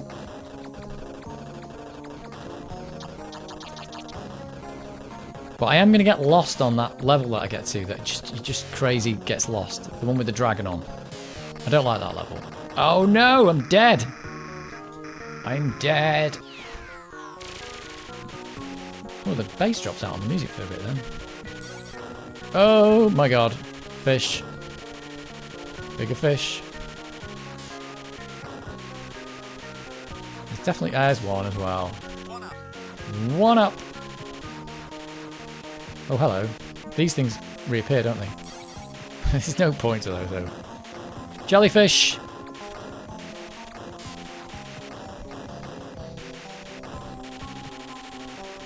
I think one good thing about this game is it does remember that the baddies that you've killed, if you go back, they don't respawn. Oh, these guys murder you. There we go. Ooh, the bubbles make noise. Right, these guys are going to jump on my head. I remember this bit. They can murder you instantly. How cool is that to have 2 different bits of music on this level? Power up. Power up. Down. Down. Round. Power up. Power line. Round.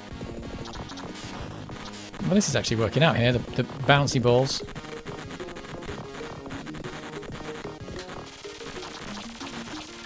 Ah, made short work of them. Oh no, I've got that wind tunnel thing to go up. I hate that thing. I always mess it up.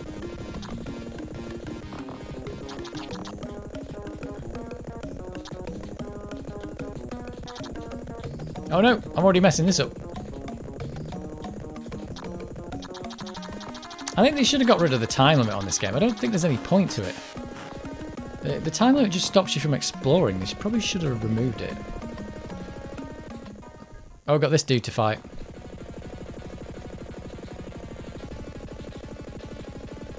Is he going to face the opposite way? Oh, whoops. That was... Whoops. Whoops.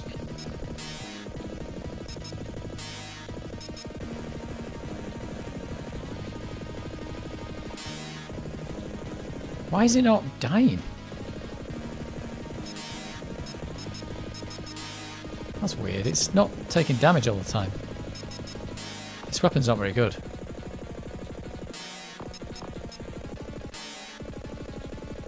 Yeah, look at that. That's rubbish. It's not getting hurt. Come on. What?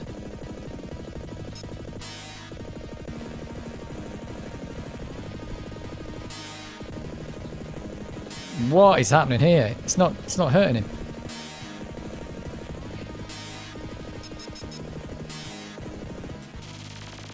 Let's do this. You can turn back this way? Yeah. There we go. That was rubbish, that weapon for this guy. It didn't hurt him. Uh-oh. Right. Let's try and keep this alive. If we can get a power up, I can restore it. Or is that it?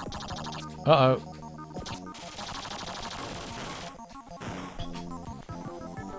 Do. Well, I don't need to lose that life. I think I get my power back, don't I? Power up. New music.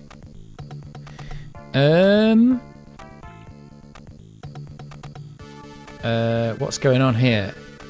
The amount of sprites and bullets is really impressive, actually. Amiga did well to put this section Sun's any slowdown. Yeah, it does slow down a bit sometimes, but yeah, you do it. You get a lot of work done in this game. Saw Chris Hillsbeck and John Romero last month in Blackpool. What were they doing in Blackpool? Chris Hillsbeck was in Blackpool last month. Was there some guy? Oh, was it that? What's it called? Yeah, you're going to tell me. I'm probably going to read it in a minute. Hillsbeck was my hero as a kid. The amount of bullets and spread shot fires always impressed me. It is good. I have a Harrier CX behind me. Not used it for ages though. Looks like they've got mohawks, the jellyfish. Punk jellyfish, right. I miss those days when we were generally amazed by stuff. Nowadays, games are just damn near realistic and we shrug and go, meh. Well, yeah, but they are doing some... There's a lot of games out there doing some amazing stuff. And people just don't realise it's amazing until they try it themselves. The same with this. You try and program it yourself, you'll probably find it's harder than you think. We need to add, my handle was Harlequin, proper blast from the past. If you give anything old to new kids, they're not interested. Well, give anything new to them, they might not be interested as well. Part of that, I think, is it's just relatively easy to make games and sound so fantastic, it's just not impressive. But the Shuriken 2 soundtrack was generally incredible given the limits. Yep. I will say, though, some things you see in games, just you don't think much of them. Like, you see these open world games, you think, oh yeah, that's dead easy. But if you try it, you'll find it's harder than you think. Maybe not in the music area though, because the music can kind of do what you want now. You just want to make it kind of interactive. The limitations of machines we had back then forced developers to be creative while saving memory, CPU cycles, and try and crank every last bit possible out. I would say that's the same nowadays. You've still got to crank every last possible bit out. But you're not trying to save cycles anymore. You're kind of like trying to save on memory accesses and data and accessing data because it's so slow. Even in this machine, the Amiga, the CPU is faster than the memory bus, isn't it? So it was only true in the 8-bit days. So that's the problem nowadays. It's moving large amounts of data around. The developers these days are pretty sloppy compared to those days. I suppose that's true, but it's a kind of different kind of sloppy. It's a bit of a weird one. It's like you can be sloppy because you've got so much processing power, but eventually you'll find it runs out, and you'll still be left going, oh no, how do I get more power out of it? And by that time you've written 10 million lines of code.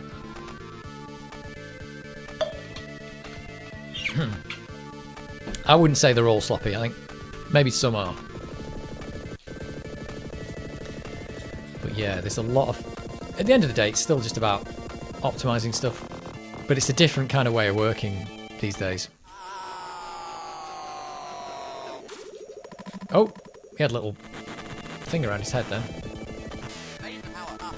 That's what we wanted. Right, let's run through here quick before this runs out. Oh, there's your slowdown.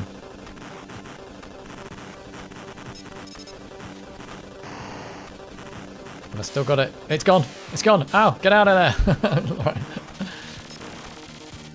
I nearly died. Oh, it's that stupid thing on the roof. I always thought that was the worst thing in this game. That thing up there kills you, and there's no reason to know why that kills you. It just looks like part of the scenery. Well, it is part of the scenery. But yeah, those things there kill you. Look, they don't even really respond to your bullets or anything. That makes... I never understood that. It feels like a mistake.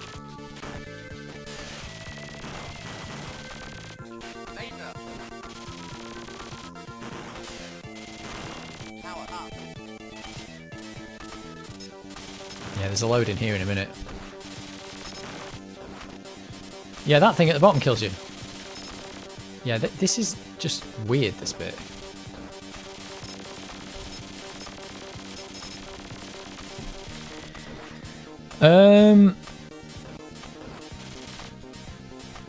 It's still hard to make a game that runs at 60 FPS. Apparently it is, yeah.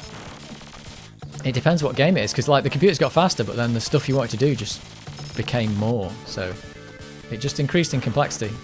I suppose it's always going to be hard because you're just always going to push it as hard as you can get. So you're always going to be like up against the wire with the 60 FPS thing. Well, in this case, 50 FPS.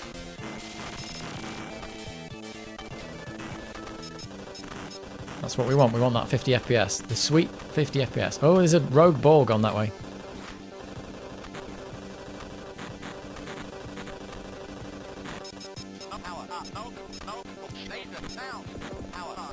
Oh, I've ended up with bounce. This could be my undoing.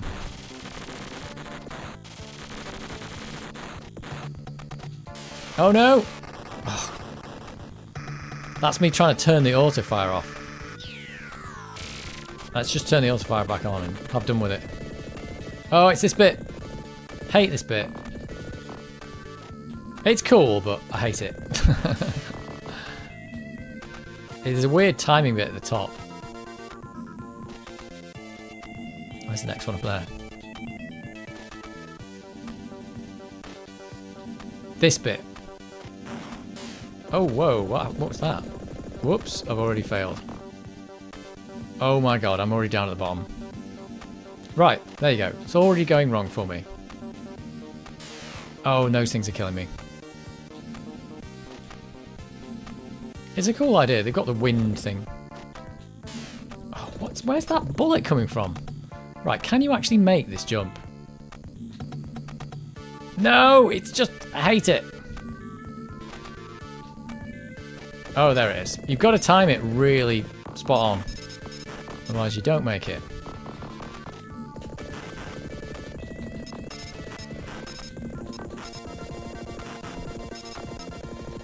You got to go spot on the timing.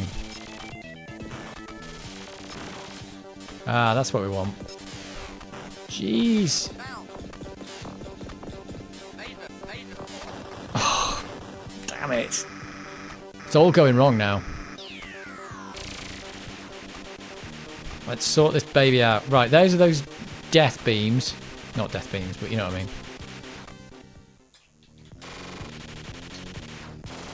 This is the one where I just cheese it by doing this. Mostly. I can read the comments while I'm doing it. Most Unity games seem to run at 50 FPS. I find it really annoying. Well, 50 FPS, that's what the Amiga's running at. Well, that's what this one's running at. You get those little stops every 1/4 of a second. Yeah, it's weird as well because this is streaming at 50 FPS. I do all my stuff at 50 because sometimes I've got the Amiga on and all the cameras are set to 50 because of the lights flickering at 50. But I think if you look at this stream, YouTube says it's 60. I don't know if they're like upscaling it. So there's that. That bit reminds me of Rainbow Island. Yes, you can make that jump, Dave. I didn't know there was any other way to do it until I saw you jumping on one of the bots' heads. Yeah, the bots though kill you, so it's really annoying. Is this the AGA version? No, I did try and play the AGA version, but the disc didn't work. For no good reason. It just didn't want to work. But I do have the AGA version in front of me. Oh, you can get an extra life if you go that way, but I'll probably die getting it, so I'm not going to bother. Not going to bother. I'm going to get my spaceship. It's the OCS version. Good to know. I'll set my GPU monitor to output at 50 when watching your streams. Yeah. Yeah, I do everything at 50, and like I said, it's because of the... Well, it's mostly because of the lights. These lights will flicker like hell, and because I'm using the GoPro to record, it's not really very, like... it's not a proper camera, really, the GoPro, let's put it that way. So their only way of, like, getting rid of flicker on the GoPro is they just make you set it to 50 FPS. So the GoPro's set to 50. If I'm doing any capture of the Amiga or anything, that's at 50. So just keep everything at 50. But ideally, I'd do 60. The GoPro can do 60. You know, I can edit at 60. 60 looks better than 50, but what can you say? But yeah, it's all at 50. But yeah, I think if you check this stream, it'll say 60 on it. Which is wrong. YouTube, wrong. Okay. It's got good music this level. This is way easier on the AGA version because they don't limit the number of bullets you can fire, which they do on this one. You have to get closer to the edge of the screen to fire more. Oh no! Oh no! I didn't want to do that! I lost a life getting a life.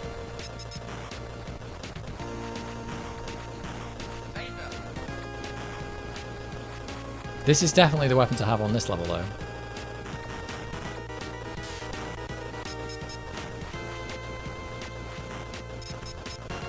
It's a lot easier than Blood Money. You can hear that little deet when you're taking the hits. I don't think I needed that, did I? And you can still die with the shield on this one if you get trapped or something, I think.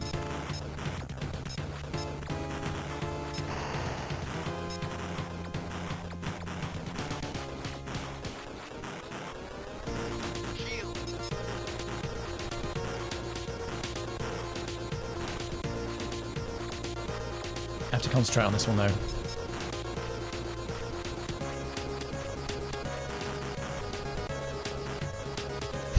those things all died in 1 second. Oh, oh, oh, oh, oh. I don't think the bullets fit through that gap, do they?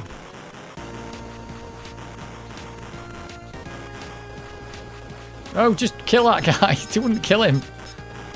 That's the auto-fire doing me in. Oh, this one's actually got like parallax backgrounds as well, isn't it? Like, let's not get those. Oh, I got it! I didn't want that. Gonna fight this dude with this now.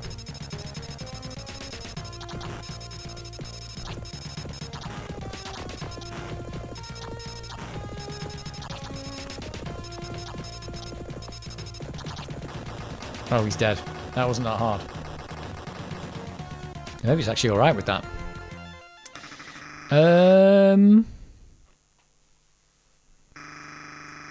This just runs in 500 megabytes of RAM. 500 megabytes? I think you mean 500 kilobytes. Or is that somebody just said that later on in the chat? 500 megabytes, you wish. Although, can you get an Amiga with 500 megabytes? Probably.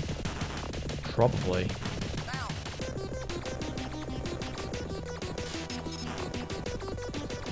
Extra life. Sorry, 1-up. What were they thinking with this level? Seriously. What were you thinking? Oh, that's a shield. You can still die with the shield. Just remember I've said that.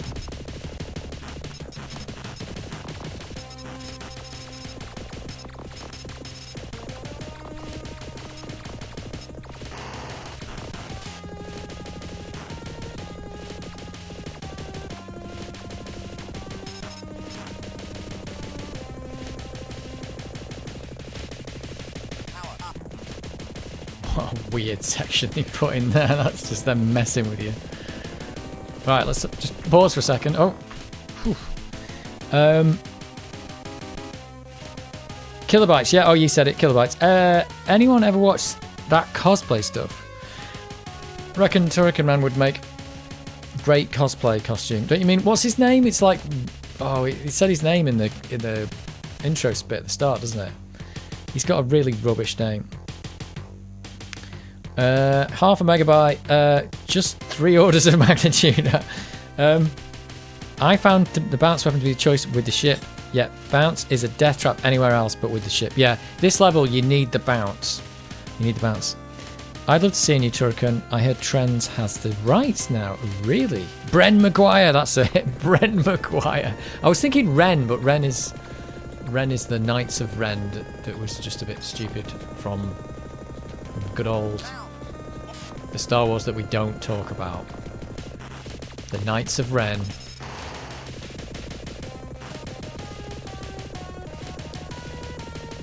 The sequels, as they're called now. They were rubbish, those sequels. I only really thought about them recently. I saw them at the cinema and I haven't watched them since. And I realised why. Because they're rubbish. That's what I realised. Whereas a lot of the other Star Wars stuff's alright. But not those sequels. Oh! I took my finger off the joystick for a second there. I nearly died. There we go. I just wanted to itch my neck. Good lord.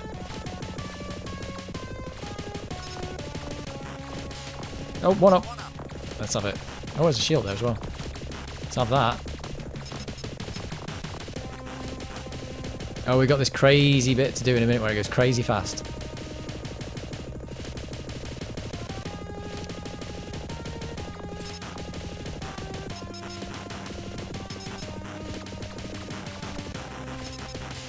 Oh, nearly died. Is it this bit?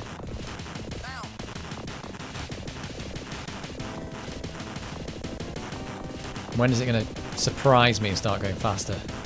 Like, surprise! There you go. Surprise, guys. We're going faster. Oh, there's the secret. There you go. Oh, whoops. Whoops, nearly died immediately.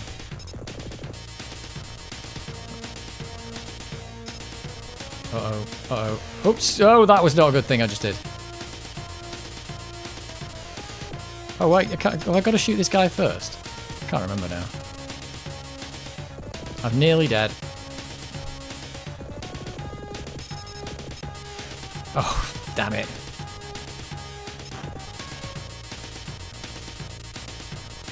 Come on. I'm dying for nothing here. Whoops. Whoops. Ow. Ouch. Oh, I've got to shoot that top thing now. Here we go. And you. Boom. I made a mess of that. A bit of a mess. The Knights of Ren did my kitchen, yeah. I saw one of those vans the other day. It said, we also do, what did it say? We also do fitted bedrooms. I thought it was a really weird thing that they've chosen to call themselves Ren Kitchens. And now they've decided to do bedrooms, and I think Ren Kitchens was probably a bad name. Oh, I missed that extra life. Which is not what I wanted to do. I've got to really concentrate here.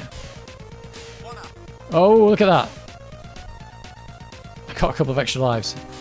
Jeez, stop speeding up on me.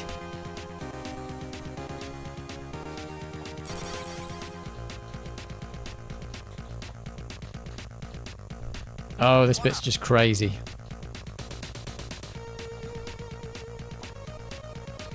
Uh-oh, that was not what I wanted to do there. Good lord, Turrican. Good lord. The Knights of Ren. There's his younger brother, Meesy Weesey Maguire. Yep. I'm disappointed he didn't get the Lazarus comment. What's the Lazarus comment? I don't know what this is all on about. You've got the Lazarus flew too close to the sun. Is that what you're telling me? Whoops, whoops, whoops.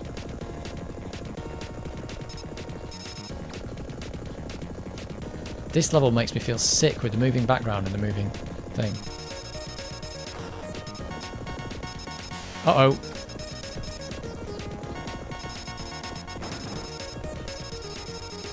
Okay, so I can be there, can I? Oops. Yeah, it definitely makes me feel sick. It's like they were trying to induce motion sickness on this level. Me too. Did you ever try Rendering Ranger, a trends game for Super Famicom? Very technically impressive, arguably the most technically advanced game of the entire console. The Knights of Ni, that was Icarus. The Knights Who Say Ni, I don't remember that scene very well, I've not watched it for years. But I am aware of the Knights Who Say Ni. This is a weird bit as well, isn't it? They put a wall. This is the level I'm going to get lost on. I think it's this one. It's a nightmare. Everything's purple, and I don't know where to go. Whoops, and I'm doing that. I think you can walk under these, can't you? Everything's purple, that's what we know. Oh, good lord.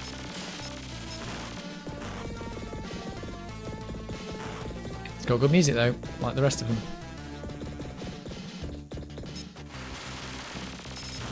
Yeah, this isn't one of the best levels, I think, because it's just so repetitive. Oh, there's my extra life that I didn't get. Can I get that? No. Nope.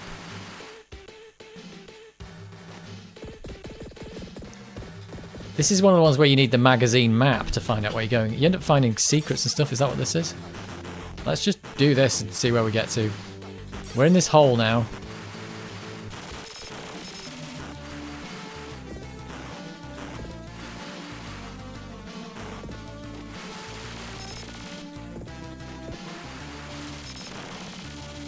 Get ready to see purple for an hour.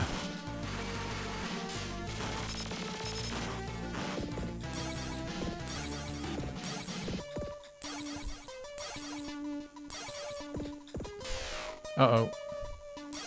I feel like there's loads of stuff. Ooh, loads of stuff to shoot, but I probably shouldn't be bothering.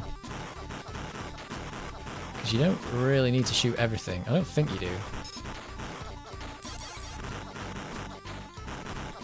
It's like, where am I going? Everything looks this. Oh, everything looks the same. Yeah.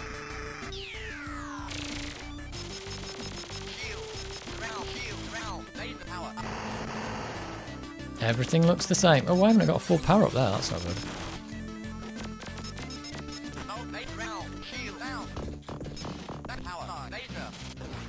That's what we want, laser. Right, anybody know if I'm going the right way? I haven't got a clue.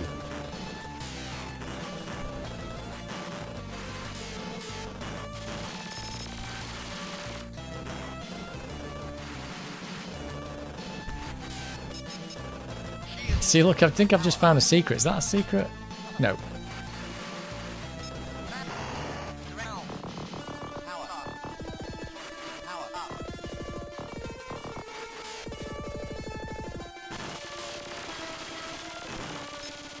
Yeah, these ceiling things are crazy. Down. Right. Spikes. Power up. Power up. Oh, God. Right, there's definitely a lot. Oh, hello. One up. Yeah, this level is super repetitive. It's like they spent all their time working on the first level. Who would do that when you're making a video game? Alt power up. Right, I feel like I'm in the wrong place.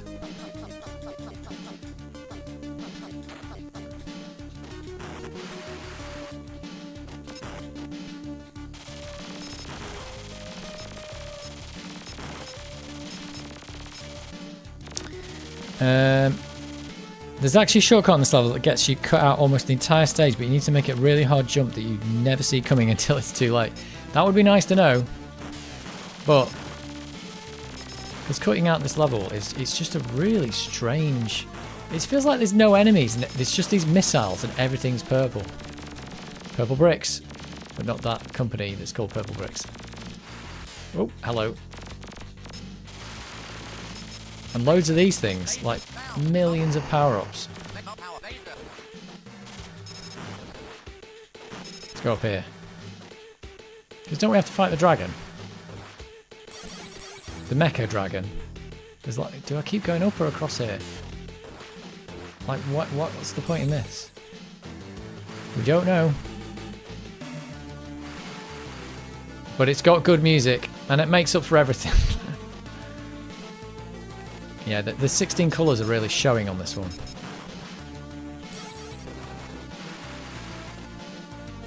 Oh, hello. Just keep going up, I suppose. See, it looks like you can go... No, you can't go that way. Oh, jump, jump!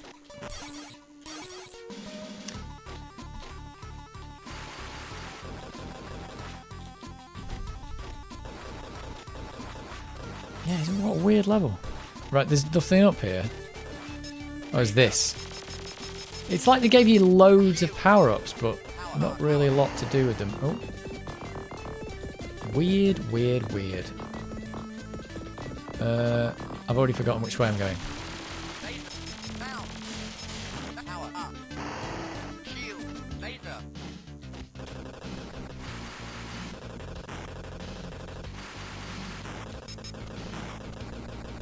Shield. Was I supposed to go down here? Oh, this is the bit. This is the dragon.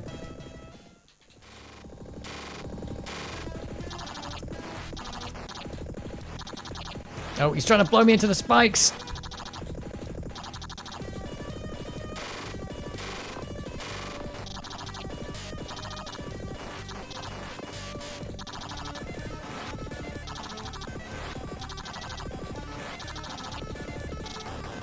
He's dead. Dragon's dead. Right, and it's not over. Is this the way? I don't know. It's a bit where I get really confused. Why have they put all these power-ups here? Is this just a secret? What is this all about? It's just pointless. There's just so many of them. And there's another one. I don't think this level had the best thought through. Is this the way I'm supposed to go?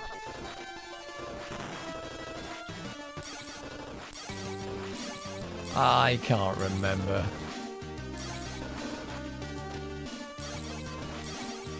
Let's just follow the little things.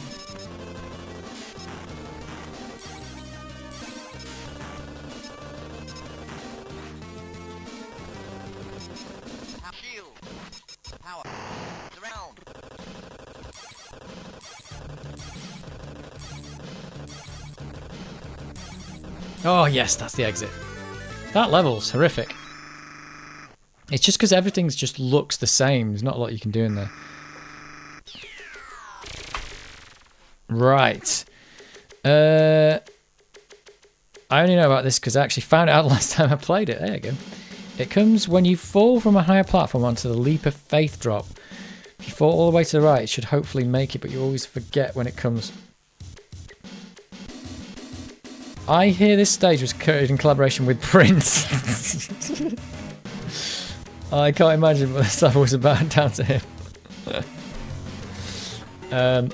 This silly dragon, this is indeed the way. This is the way. I have spoken.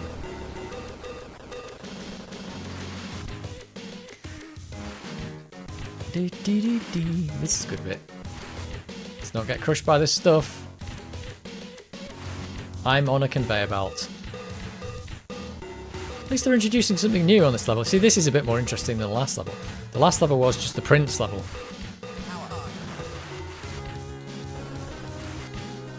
It was just... Oh, this guy's going crazy. This one's got the floating cogs as well, isn't it? Is there something to do up here? Oh, it's just... Is it just coins? We don't want coins. I feel like I'm... Whoa. Big cog. Fancy cogs. Oh, there's one stuck up in the... Oh, he's alright. Got him.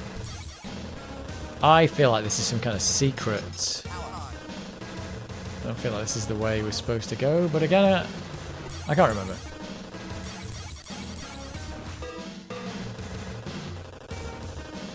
Has anyone played the new RoboCop game then? RoboCop. I think this was just a secret. And now I've got to go back the way I came.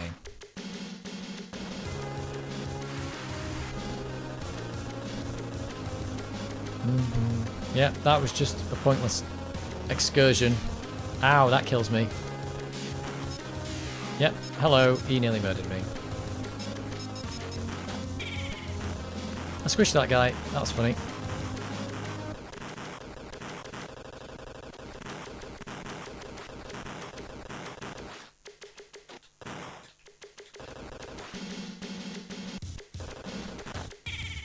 Oh, I squished him as well.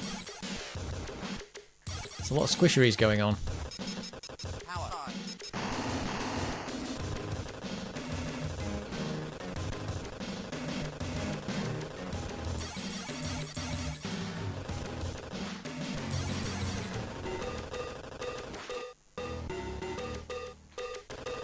That was more just go up there to get some coins thing, wasn't it? Maybe.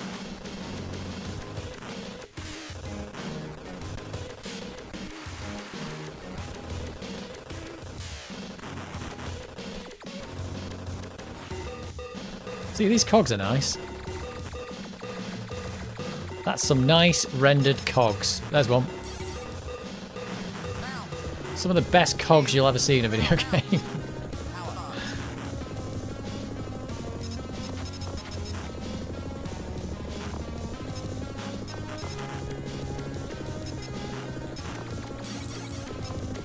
There's one. Oh god, that cog's gonna kill me. Right, where? If you give me millions of power-ups, where's the power-up now? I need some life. Uh-oh, I didn't get the life.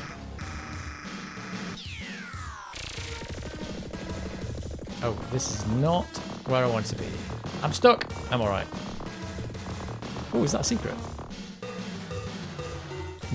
What is this? Why can't I fire in here? This is a secret. I didn't know about this. That is a whip. Oh, what? I'm stuck in here now. Do you have to go back that way? Yep, apparently I do. That is a scummy secret, that. It's a pretty rubbishy secret. Uh-oh.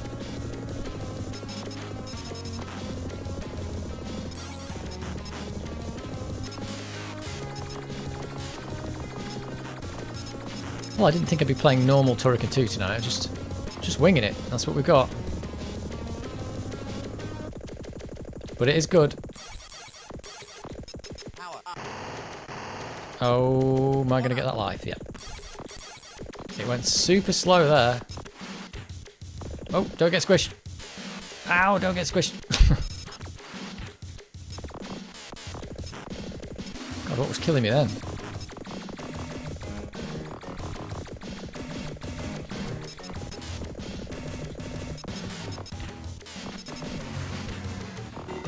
Which is the right way to go?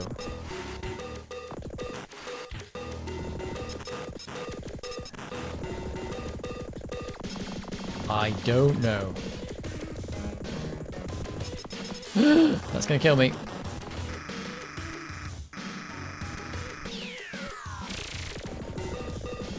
I feel like I'm somewhere I've not been before in this level. Let's just keep going with it.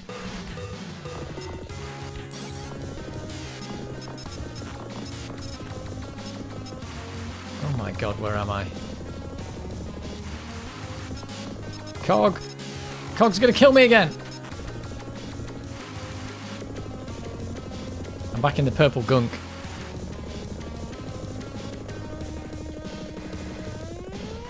Maybe I'm going down here, because I can't get up there. Uh-oh!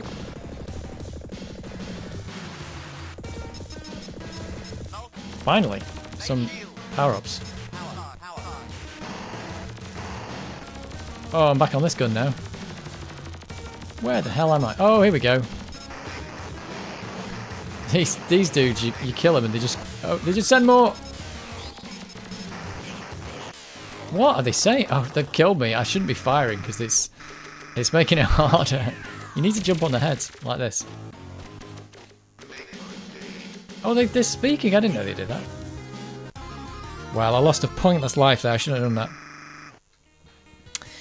that. Unreal Engine 5 with Luminant and Nanite all over the place. RTX, DLSS, the thing where you want to double your apparent frame rate. Robocop is a technical powerhouse and it's a fun game to boot. That sounds great. It's a lot more streamlined. Cyberpunk 2077. Oh, and they got Peter Weller as well. That is pretty cool.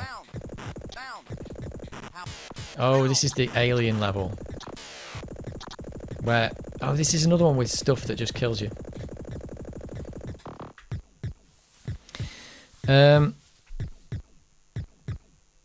And whatever the actresses are called to play Spawn. Oh, I don't know her name, but they got her as well. I'm going the right way. I'm insanely bad at Turrican. Well, that's the way it is. Well, it looks like a totally open-ended level. There's only really one way to go. Yeah, that's the problem with this game. It's like those bits where it just seems to be very unrecognisable, the scenery. The first level's very good for like knowing where you are. But that later one is just like, let's make the level out of 1,000 purple bricks.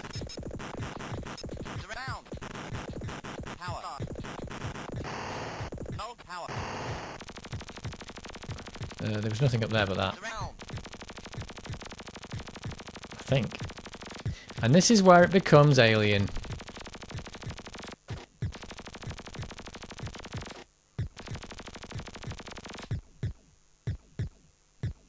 Oh, I'm back at the start. Whoops. This is the level I don't like. This is the one I think goes on forever. Maybe, yeah. There isn't really any music either. I always just want it to end. Yeah, this is a funny one. This is technically the music track. This thing in the background. Where am I going? I'm already like lost. Is it this way? Yeah. It's got eyeballs. It's got bouncy eyeballs. Let's put it that way. Oh, you can instantly die on those. I forgot about this. I did this in my video. They can instant murder you, which is hilarious, but not what I want. You can't kill him either.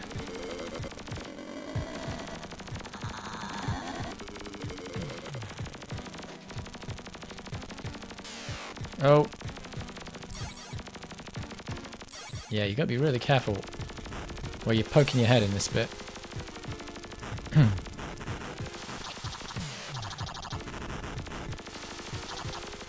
Uh-oh, that thing's still alive. Whew.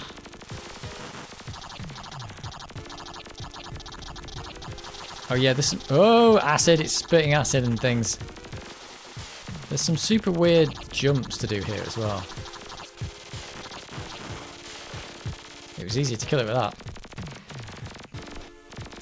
Oh, I nearly got killed by that thing then.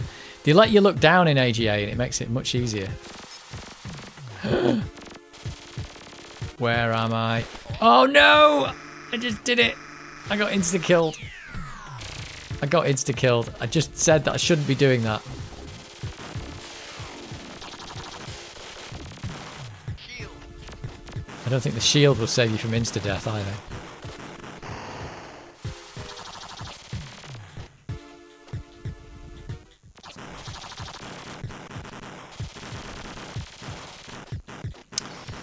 Damn it, I got insta-killed.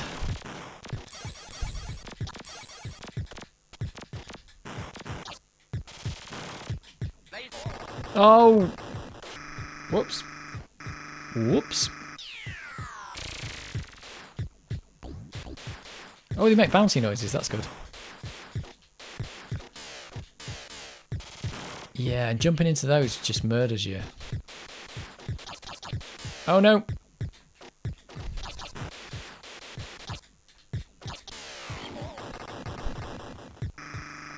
That AI as well. Just like murderously go close to the player. Oh well. That's what you get. That is what you get.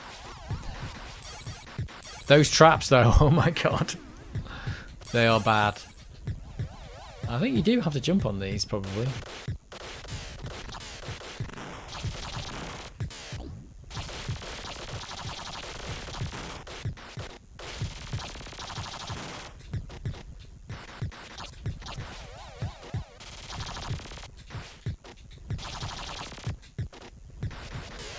I'm sure this level does actually end at... Oh no!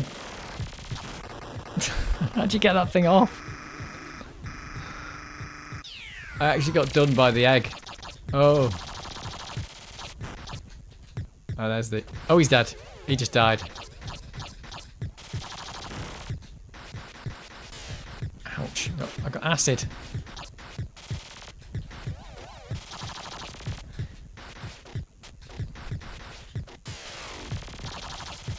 The AI on that one is just like, it's just rubbish. It just goes right for you. Hey, it was 1991 or whatever. We'll have to let him off. I did do a video about why this game's so awesome, so I can't really say anything bad about it now, can I? Like that.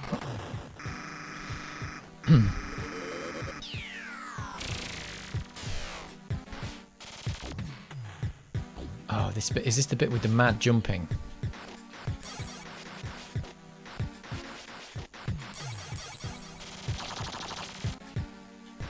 Eggs!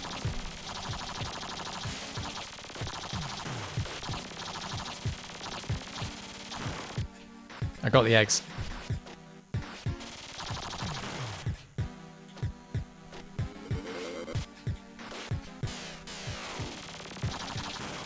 It does just walk straight into you. Oh! This is where all my lives disappear. Slowly but surely. Let's not get caught by that thing as well. Oh, these dudes!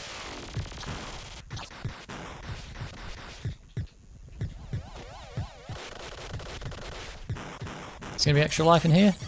No. I don't know these later levels as well, if you couldn't tell.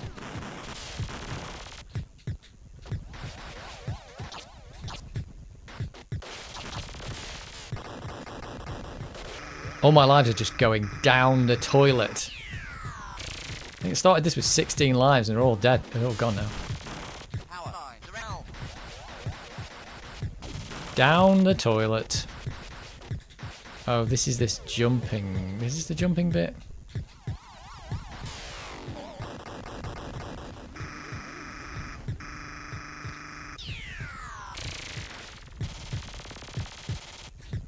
Well, I didn't get those power-ups.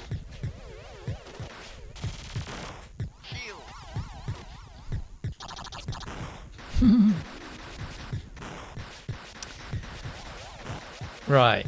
If I remember right. Oh, that's not what I wanted to do. That's just messed it all up. Look, I've got to go around again now. Don't worry, everything's going to be just fine. As long as I don't keep doing that. Oh, I nearly jumped into the instant death as well. Oh, that kills you. That totally kills you. Right, here we go. Let's not mess that up again. Where is it I need to go here? This thing. Oh, what? I just did it again. This one where I've got to do a little hop. We'll get used to me going round and round in a loop here.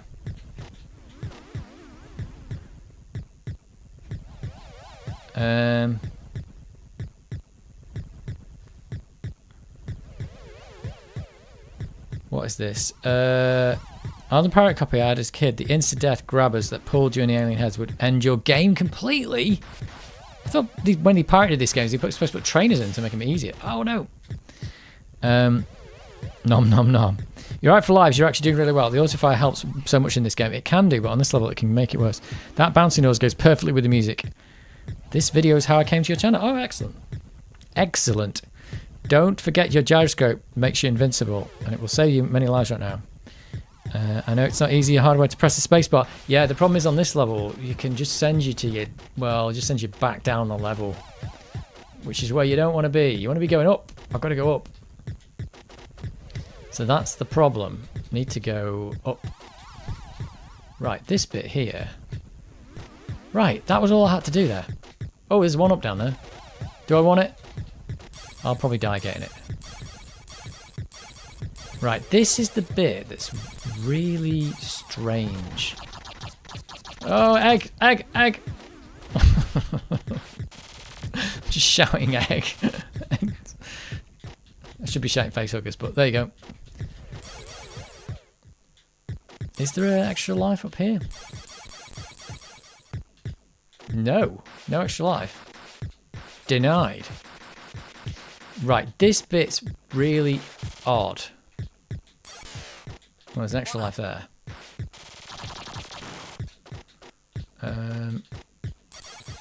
Oh, and one here too. It's... Yeah, I can't remember now. Is it you go across here or not? I can't remember now. It's not through there. You've got to go this way, I think.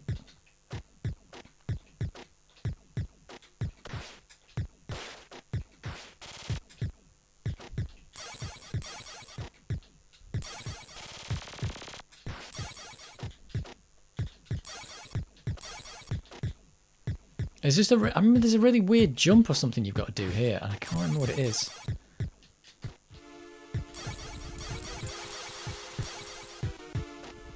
It's not this. This just takes you nowhere.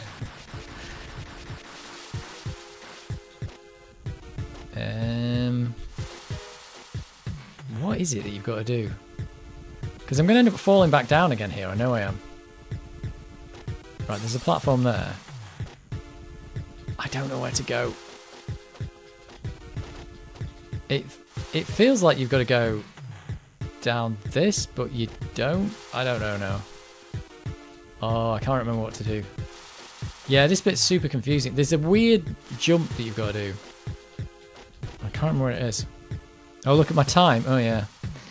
The trainer couldn't fix the alien grabber bug. Oh, yeah. There are plenty of one-ups around here, though. Time. Drop down that.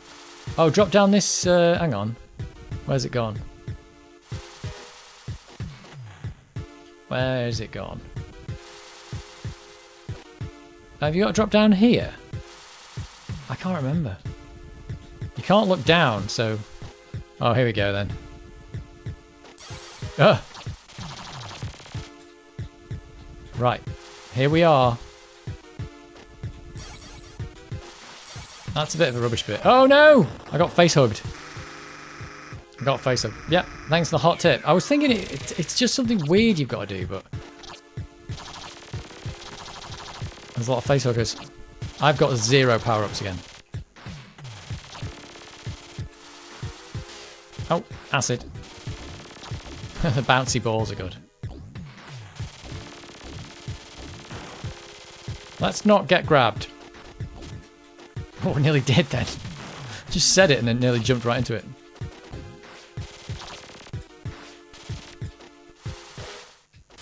Oh, hello. You can shoot these, can't you?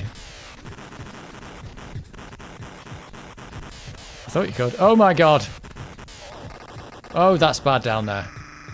I thought you could shoot those, or you can only explode them.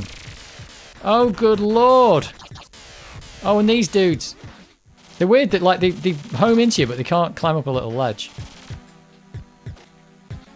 Oh, look at this death. God, if these ended you... Oh! If these ended your game completely, that would be nasty. Oh, they've all got them here.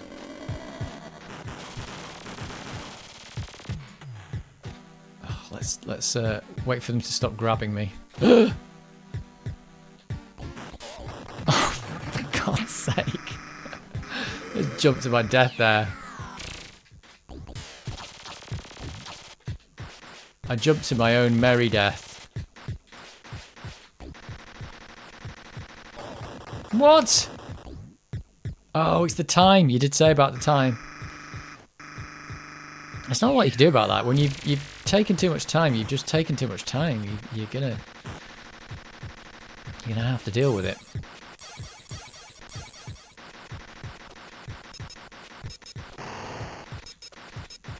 No. Laser. Direct power. Shield. But yeah, I do kind of feel like that's the time limit doesn't really serve too much purpose in this game. It just really stops you from exploring, which isn't what you should be doing. You should be exploring. Oh, I shot that one.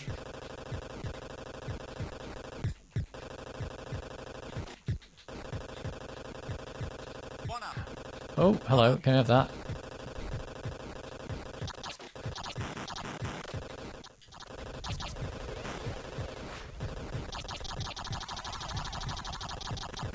That egg took a lot of shooting.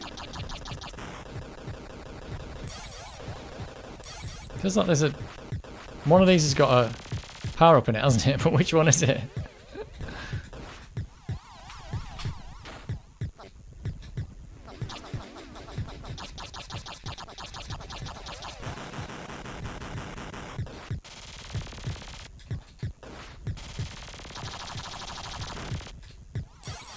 Oh, it's funny, like, now I'm down there. Is it power up in... No, there's nothing in that one.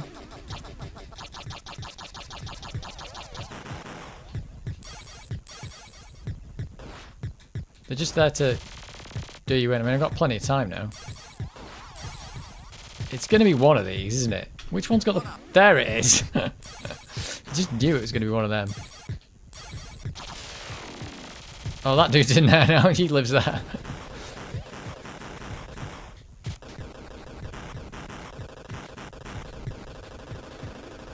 Yeah, this level does go on forever. Like, this guy moves at my speed. It's just really bad.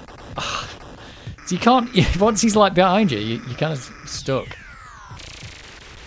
That is a poor design choice, unfortunately. There's the exit. Is there going to be an extra life up here or something? No, it's one of these dudes again.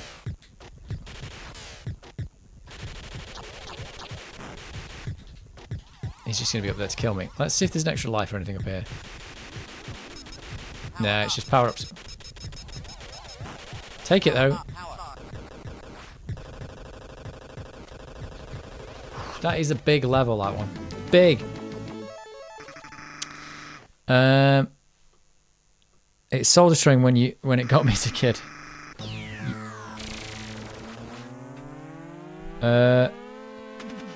Use your surround a bit more. You'll be all right. Don't risk it. Yeah. Use your gyro when being chased. Yeah, it's just I have to do this and like I've got my joystick stuck and then I've got to press the space bar. It's really annoying. Yeah, it's really annoying. Right, I've already forgotten how to do this level.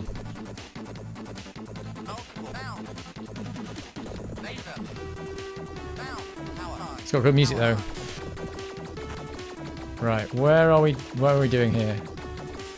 This one. Oh, hello. This is one where I'm going to run out of time because I've forgotten how to do it. On this one. Oh, hello. My bullets are not hitting you.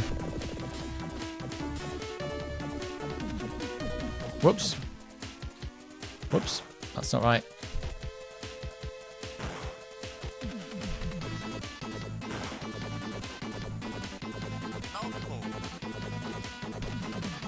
Right, I've already forgotten what I'm doing. Nope, not that one. It's a lot of guesswork.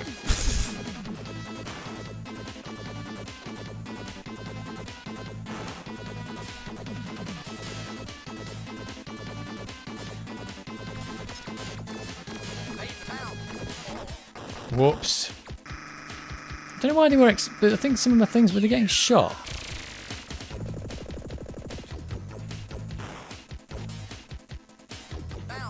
Whoops, what am I doing here? Oh, it's got a little timer on it. I never even noticed that before.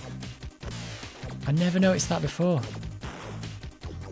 It's got a little number on it. This is the one you can't get up, isn't it?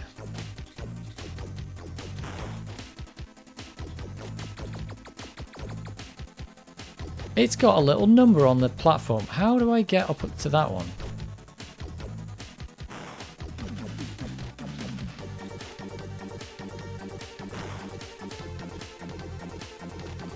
I can't believe I didn't notice that. I can't get up that one, can I? Whoops! I'm falling right down to the bottom again. Whoa, that one went fast. That's weird. I don't actually understand these platforms, I've just realised. Because they're behaving differently. I think they are anyway.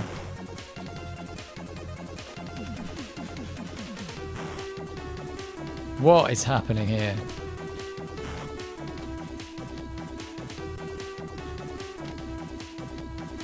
I'm confused.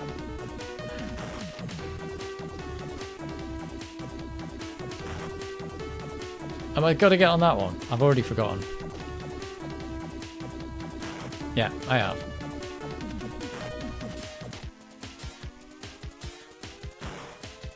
Oh, and I'm back on this one again. Don't want to be here.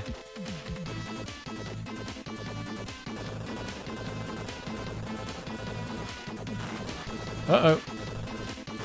Right, is it down the middle I've got to be? Yeah. No!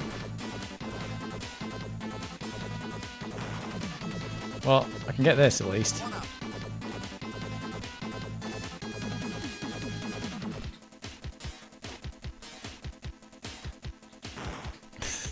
think this is what I'm supposed to be doing. Is this right? Oh, maybe it is, yeah. I think that is what I'm supposed to be doing.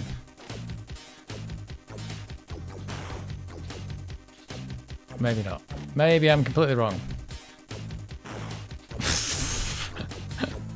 Hang on. No. Hang on, I can't look at the chat, but people are going to say, am I doing this wrong? I don't think I can go up the left-hand side. I think I've got to do this. Yeah, there we go. That was not easy. Whoa, hello. God, I made a meal of that, didn't I?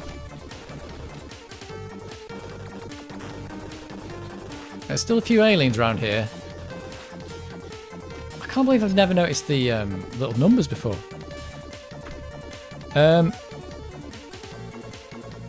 What level's this, Dave? Is this the last level? I think it might be the last level. Listen for the bouncy noise here and how well it goes with the music. You have to go back down to get up again. Go down to the right. Do not jump on them when you land on them as it sets the timer off. Yeah. Yep. Yep.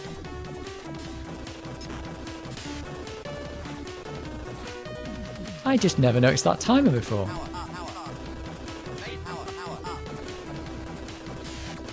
Which way am I going?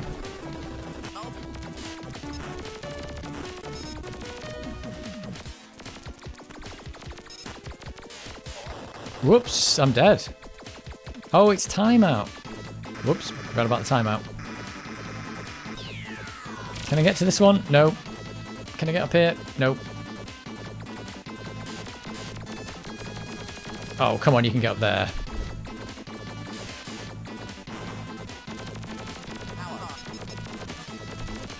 How do I set that one off so I can get... I can't get the one up. Power up.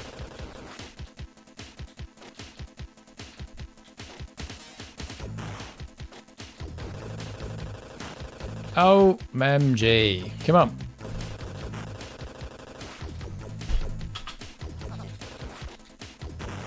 Whoops, whoops. That's that timer thing. Right, I've got 5 lives to not screw this up. What do you reckon? I can't remember this guy. Just, can you stand on his head or what? Uh-oh. No! Oh, I made it.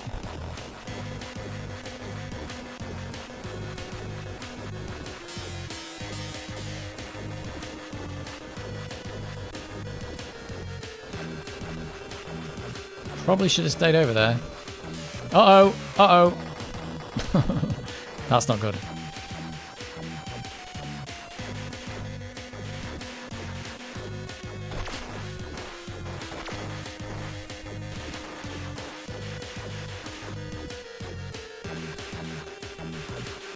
Oh, he's coming from up there. That's weird.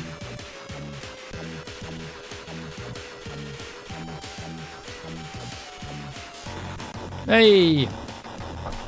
Hey, Dad! Hey, Dad!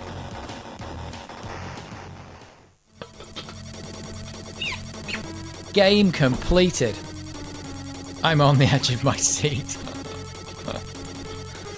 Yeah, I'm not as good at the end of the game as I am at the start. I don't know it as well. Well, I didn't think I was going to be finishing this today. That's an odd stream, isn't it? What an odd stream. Finished it. Wanted the AGA version. Ended up with this. And finished it. How odd. With a whole 4 lives to spare. Yeah, that purple level is the one I get lost in. And the alien level's alright, but yeah, it's got some weird bit at the end. Oh, here he goes. And he's off. That same explosion, like, all over the game. Is what are we supposed to be in there? Landorin? And what is left of his civilization has survived. Peace and freedom have been restored. Well, shouldn't there have been a comma in there? Have been restored and the nightmares vanquished. The machine is no more. Oh, that's that guy. Casting one last look around him, our hero, oh, that's Bren Maguire, activates his zero-gravity rocket pack and heads for the stars. Hopefully he's got oxygen. You did it, thanks. Does that just have 1 floppy? Yes, it does. It's on 1 floppy, and it is... No, it needs half a megabyte of memory. A game by Holger Schmidt. Turrican 2, The Final Fight.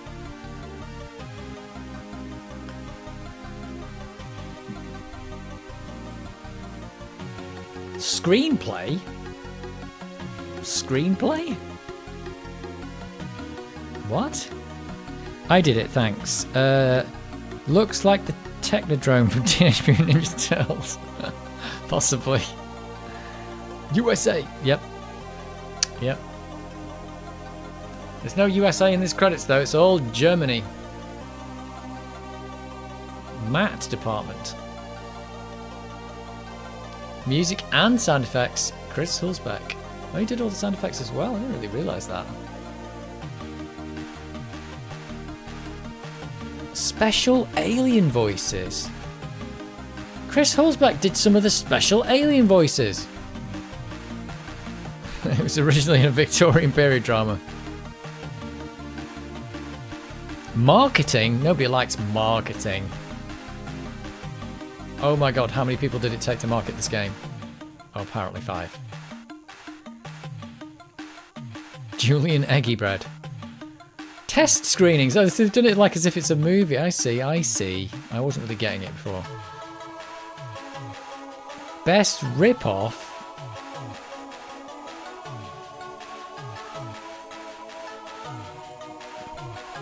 Best boy what?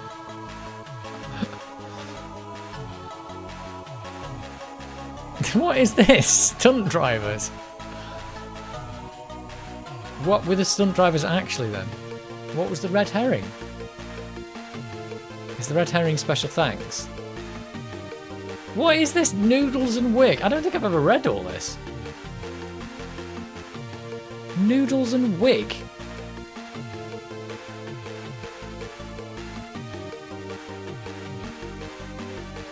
Bugs and other animals.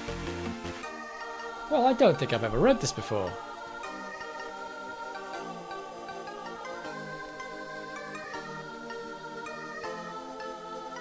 Obviously a decent Turrican rip-off to be found. Okay, yeah. Oh, there's Brad Maguire. Walker, S. Snake, Rob Ott. Oh, right. Fred Fishbowl Dash. Tokyo Periscope.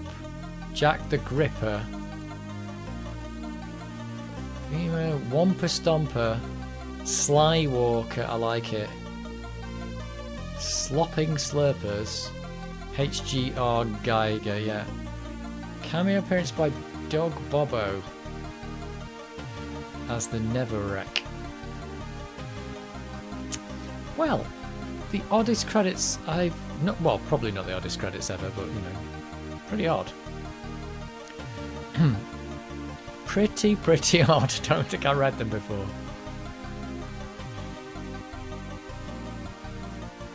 Wow, they're just going to thank all the friends now.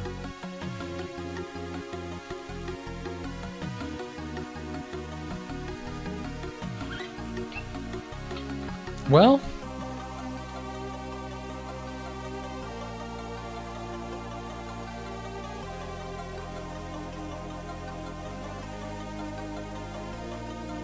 yeah, they're just thanking all the mates now. Andrew Braybrook's in there. What's he doing in there?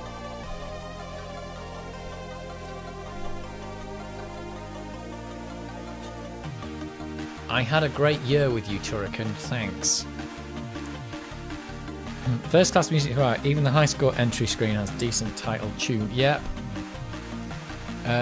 Watch out for Factor 5 production on the Amiga or Super Turrican on the Super Famicom.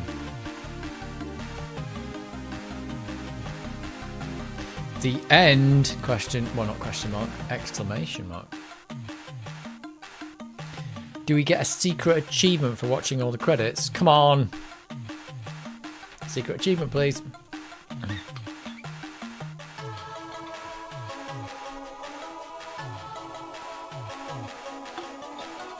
Is that it? Is that it? You want me to press a button or what? I do not remember the Chiller Empire. I know. So, have I got to press a button? This is like a version of the Turrican music. What's my score? Congratulations, you are a top 10 Turrican. Let's see what we got. Oh. End. I got the top score. Thanks. Thanks for nothing, AGA Turrican. You failed me. Well, your disk drive failed me or something. Don't know what happened with those.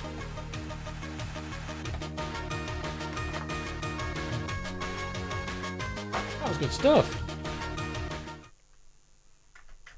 That was some good stuff.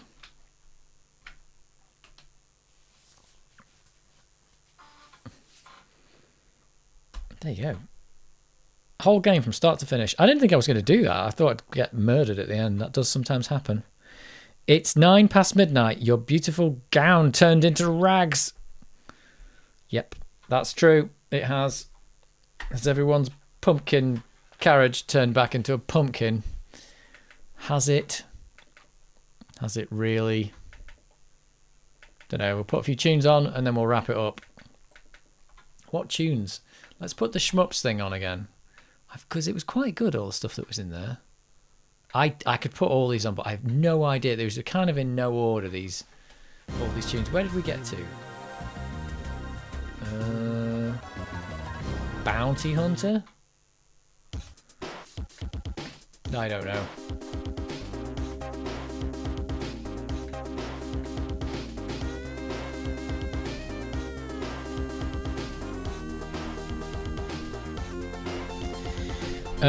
Your Amiga, oh god, your Amiga turns into a specky at midnight. That'd be the worst thing ever. Oh, you are not seeing anything on the screen, are you? That's... Why is it not synced it? It didn't sync the picture. The Amiga is on. Hang on. Please resync. Oh, there it is. It didn't... Sometimes the capture device doesn't sync with the OSSC. That's weird. It just turned into a black screen. Yeah, you don't want your Amiga turning into a specky. That'd be the worst thing ever. Worst night ever. Or Atari ST. I wouldn't swap an Amiga for Atari ST. No way. I've got no nostalgia for the ST other than... I know what it is, but... You know, it's not a... I never wanted one, and I never had one. Yeah, that DF0 uninitialized, that is the Turrican 2 AGA. Well, we're not going to play that now. Robocop next week, the Amiga version, of course, yeah. You've got 8 speckies, wow. Wow. Well, it was a very important computer in our time. It was a very important computer. I'm going to reward myself by urinating after completing Turrican 2.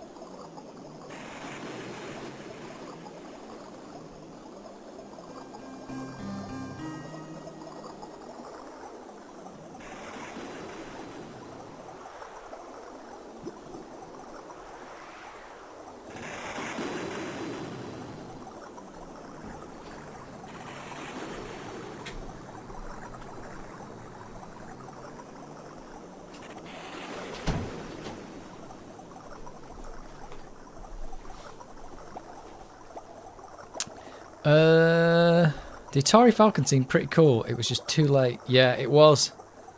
They kind of like... I suppose they kind of saw the Amiga and they're like, let's make something that's as good as that. And they didn't. Well, they did, but then it was like, yeah, it was game over by that point. It was game over.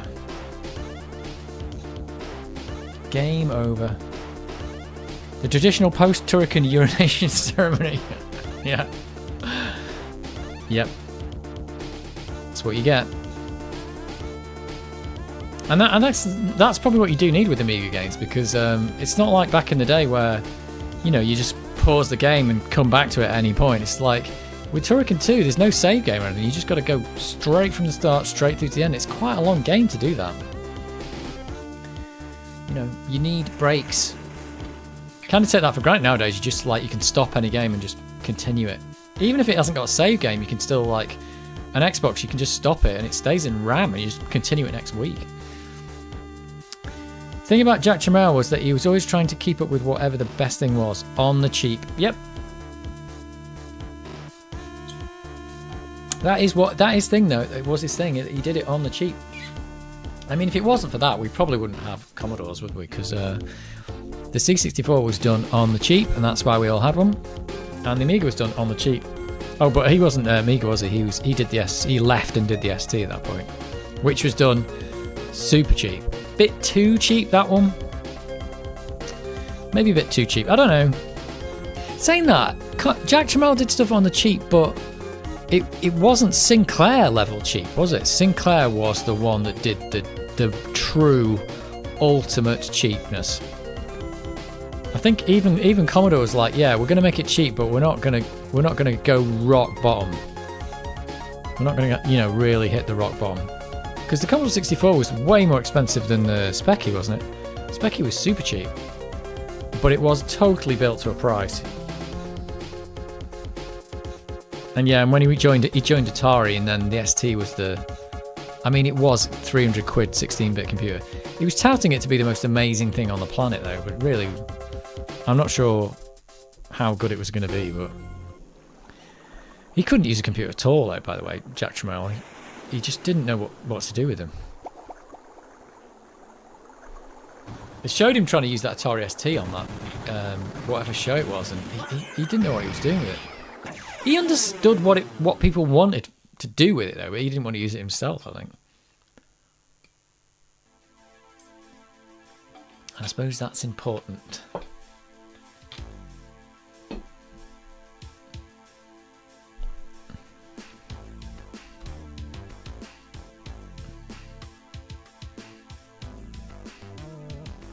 Right, well, should have called it the 16 colours are enough for any one stream, this one. Because it was a 16 colour stream, pretty much. Didn't think that was going to happen. 16 colours for the win.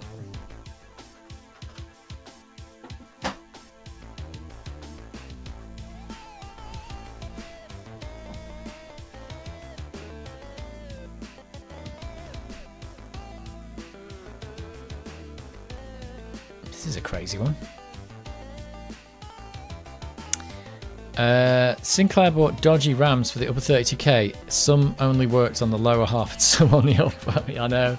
Yeah, they did that kind of stuff. Didn't they buy it? Yeah, they bought a load of known bad RAM chips, but they knew that they could use them in certain places, couldn't they? It's just crazy, isn't it? And that keyboard, that dead flesh keyboard, oh my god. They just like really built down to price. I mean, to be fair, like if you look at the Speccy, the keyboard's got like 4 parts. It's got the rubber membrane, the keyboard membrane, and like a piece of plastic and a couple of screws maybe that hold it together, if there's even that. So it's got like 4 parts. So you stick it together in the factory. It takes somebody like 10 seconds to put it together or something. And if you take a look at the Commodore 64, the keyboard itself has got what has it got? It's got 100 and it's not 128 parts. It's got 200 or so parts, has it? It's got 64 keys, 64 springs, 64 plungers, and then it's also got a PCB, and it's got about 50 screws in that, and it has to be soldered in with a wire. So the assembly cost of just the keys alone is just probably more than the Spectrum. It's insane. And they've got those dual shot keys that don't wear out. I mean, all my Commodore 64s, none of the keys have ever worn out because they're not printed on. It's amazing. So, like, yeah, Commodore cheaped out, but they didn't cheap out as badly as Sinclair did. You had to set a link for the right half. Oh, right, okay, yeah. Yeah. But anyway, they got stuff on the cheap. That's how they did it. I mean, it got less cheap when Amstrad bought them, didn't it? They uncheaped the Spectrum a bit and made it slightly less cheap, but it looked like an Amstrad then. I didn't know Amstrad would have bought them at that point. Yeah, Amstrad did cheap out, but they didn't cheap out as much as Sinclair. Sinclair were the ultimate rock bottom in cheaping out. Let's face it. But they did that. I mean, at least that's what they did. They made a computer that was like reasonable for the price. And it was designed to be very cheap. In fact, it was very popular because it was very cheap. I mean, was it like less than £100 or something? I think the Commodore 64 when it came out was probably closer to £400, wasn't it? And of course, with the Speccy, you had to buy your own tape deck or whatever. So you just plug your own tape deck in, and that was always a nightmare. The Commodore had a good tape deck actually. Had a really good tape deck and a really bad disk drive. But the full setup of a Commodore 64 was quite expensive. I had two CPCs 6128s and they are pretty much bomb proof. Yep, there you go. Definitely built a bit better than the Specky. Definitely better. Good old Alan Michael Sugar Trading. They had their own monitors as well, didn't they? I suppose Commodore did too. Sinclair didn't have monitors, did they? That's too expensive for them. Plug it into your TV. You got a TV. Find your own little cassette deck. Plug that in. I mean, you've got to admit, it was a very good idea. Let's make a computer for like less than £100. That's, you know, not the best computer in the world, but not bad. I don't think Sinclair wanted people to do games on it, though, did he? I think he wanted to do business stuff. I don't know. I don't know what he wanted from that computer, to be honest. I can't see that it was designed as a games machine, because who would design a games machine that did those things? Like, it didn't have sprites and it had the horrible colour clash or whatever you call it. And just terrible. So I don't know. I think he designed it for not gaming. That's what I would say.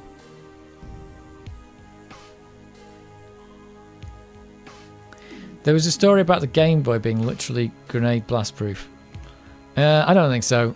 I mean, it's pretty robust, but it's not blast proof. The only thing that makes it quite robust is the fact that it's, well, firstly, it's encased in a big shell, but secondly, it's not got really any moving parts. It's got the buttons, so it makes it pretty robust, but it's definitely not indestructible. I mean, after taking that one apart, that had, all you got to do is leave batteries in it and it'll destroy it, so it's no problem. Yeah, I wouldn't say it's indestructible. It's probably pretty robust, actually, though. I bet Specky's pretty robust as well. I mean, if you threw a Spectrum around, it's probably more likely to survive than the Commodore 64. The Commodore 64's got all the keys and stuff that could snap off. But the Specky probably be fine.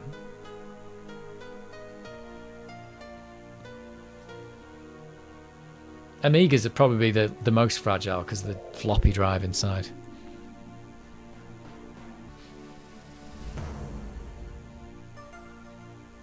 This one's a bit too slow. Oh, excuse me, I might sneeze.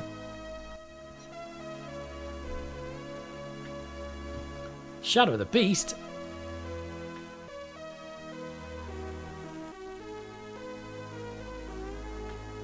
Let's listen to one last one. Is it this the good one?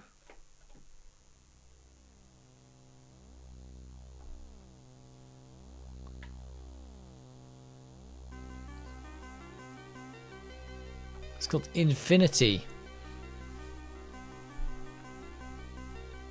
Right, last tune, and then I'm wrapping it up. We got 4 minutes 56 seconds. 4 minutes 56 seconds. It's a weird stream. We spent a long time talking about the Amiga and stuff, and then just completed Turrican after not being able to get the AGA version to work. The two worst things with the Specky, the ULA and the keyboard membrane. Yep, that's like, it's a bit like the Commodore 64's got the PLA, which is always broken, and the keyboard membrane in the Amiga is probably the worst thing as well. Keyboard membranes are just not good, are they? They're just not good.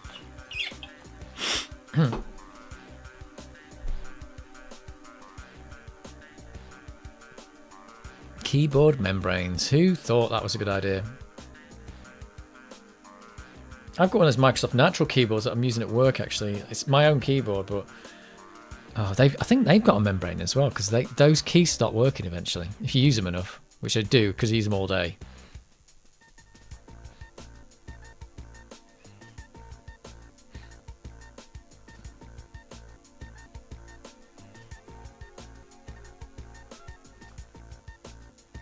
But that's been fun, playing a bit of Turrican 2. Didn't think I was going to be doing that.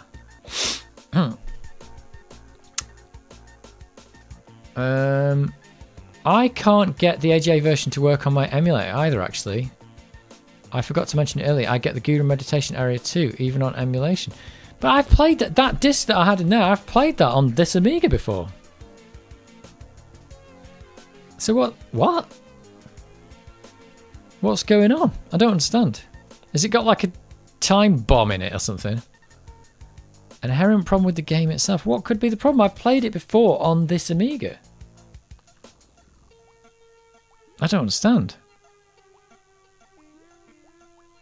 That is weird though, yeah. Maybe there's nothing wrong with my disk drive. I had an 8-bit joystick with bubble switches. It was awful. What are bubble switches? Oh, I think I know what you mean. I think the leaf spring joysticks were the worst. I've probably got some in here somewhere. I think when I bought some of these second-hand computers off eBay, I've been given some horrible joysticks. A ticking time bomb, maybe. Yeah, joysticks were probably some of the worst things. But yeah, the leaf spring ones were always... I hated those. Hated them. And the ones with the trigger on the fire button, it was just like, oh no. It was just playing games with them was horrible. It's funny, isn't it, to think back that like, you go back to 80s and 90s and people just didn't even know how to make a joystick.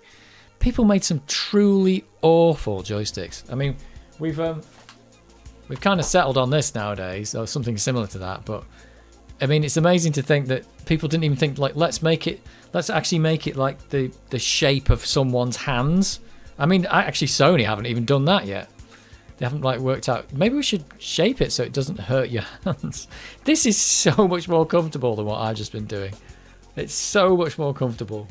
That zip stick is like, it's just not designed for a human. I don't know why. It's the best. It's the best of the bunch though. The ones with the trigger with the leaf springs are just. Oh, it's just like playing with a piece of. I don't know what it is. Blister switches that crack and break. All right. The ones with the trigger. All right, Dave. Yeah, I get it. The Amstrad joystick was awful. There you go. Yep. I mean, Commodore did make some joysticks, didn't they, as well? And they were awful too.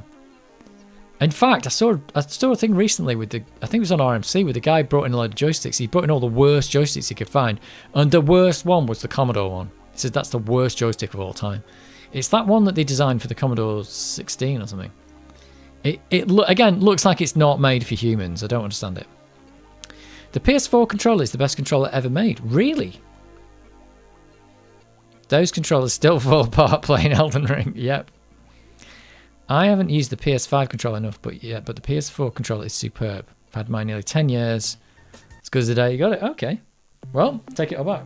They just don't even look like they're designed for people. Ultimately, we've all standardized on kind of this, though, haven't we? Or something like it. So, yeah. See, and the thing is as well, I'd really like some. This is loud. I'd really like somebody to do some kind of mod, I don't know if it's possible, where I can use that Xbox joystick on my Commodore 64.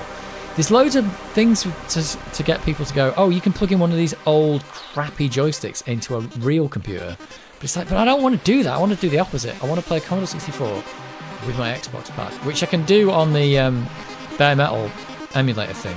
And it's actually really good. It's really quite comfortable to play a Commodore 64 game with an Xbox pad. But I wouldn't want to plug an old-fashioned joystick into a modern computer because it's just making the modern computing experience play horrible. There you go, I'm sorry about that. Sorry to say it. The PlayStation controllers are fattened up considerably to be more Xbox shaped. Yeah, I mean, more shaped like it's made for a human. I mean, if you look at the Nintendo controller, it's the same as the Xbox one. It's like, it's shaped like your hands. It's like, who thought that was a good idea? Well, nobody in the 80s and 90s, apparently. Nobody thought, let's shape the joystick a bit like a human hand. Maybe there was manufacturing things that they couldn't do as well. I don't know. Maybe it's a manufacturing thing. So I don't know. Maybe I'd have to go back and find out. But why? I mean, this is my icon on my channel as well, isn't it? I mean, look at this. The shape of it's stupid. At least they've rounded the end off like an arcade stick, so it doesn't hurt your hand. But I don't know. And the auto fire helps a lot. And it's pretty robust, but it's not the most comfortable joystick in the world. Gotta be fair. Emulate for modern convenience. Use the modern controllers for the same reason. Yep.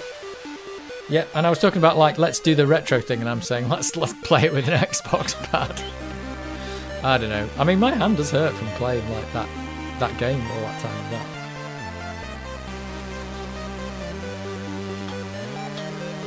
So what can you do? What can you do?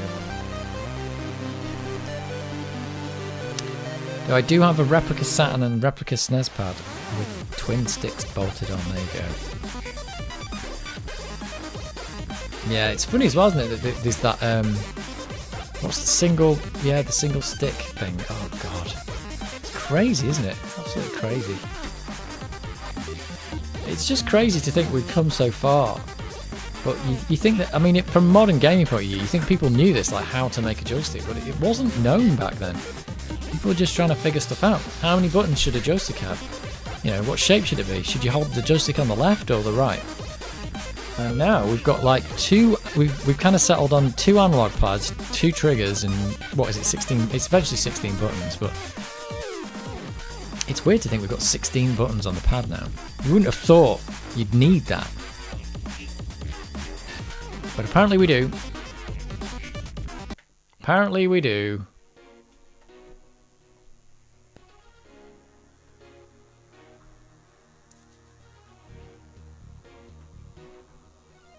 I still think we may one day go to 6 face buttons. I don't think so. I think we've kind of been stuck with what we've got for quite some time now. I mean, that's been the standard pad on the Xbox. For, I've got an Xbox pad in there, actually. Original Xbox pad somewhere. Where's the original Xbox one? Where is it? I've definitely got one. I don't know where it is, though. Oh, I can see it. It's in the bottom of this box. Oh, I don't think I can get to it, but I've got an OG Xbox pad down there, which is very similar to the new one. Very, very similar. I did like. Do you know what as well? I remember when the original Xbox came out, we were playing it, and it had the massive controller. And I know that's not for everyone, but my hands aren't that small, and it was actually, I thought that was the best controller. It was really comfortable. And they made it small, and I was like, why have you made it smaller? But then, of course, I didn't really kind of, I was like, it was fine. And then I thought, well, yeah, most people, well, there's people with all sizes of hands. Mine aren't massive, but they're fine for that. So, but yeah, it was a very comfortable controller. I don't think that's the one I've got down there. I do want to get it out, but it's all stacked in boxes.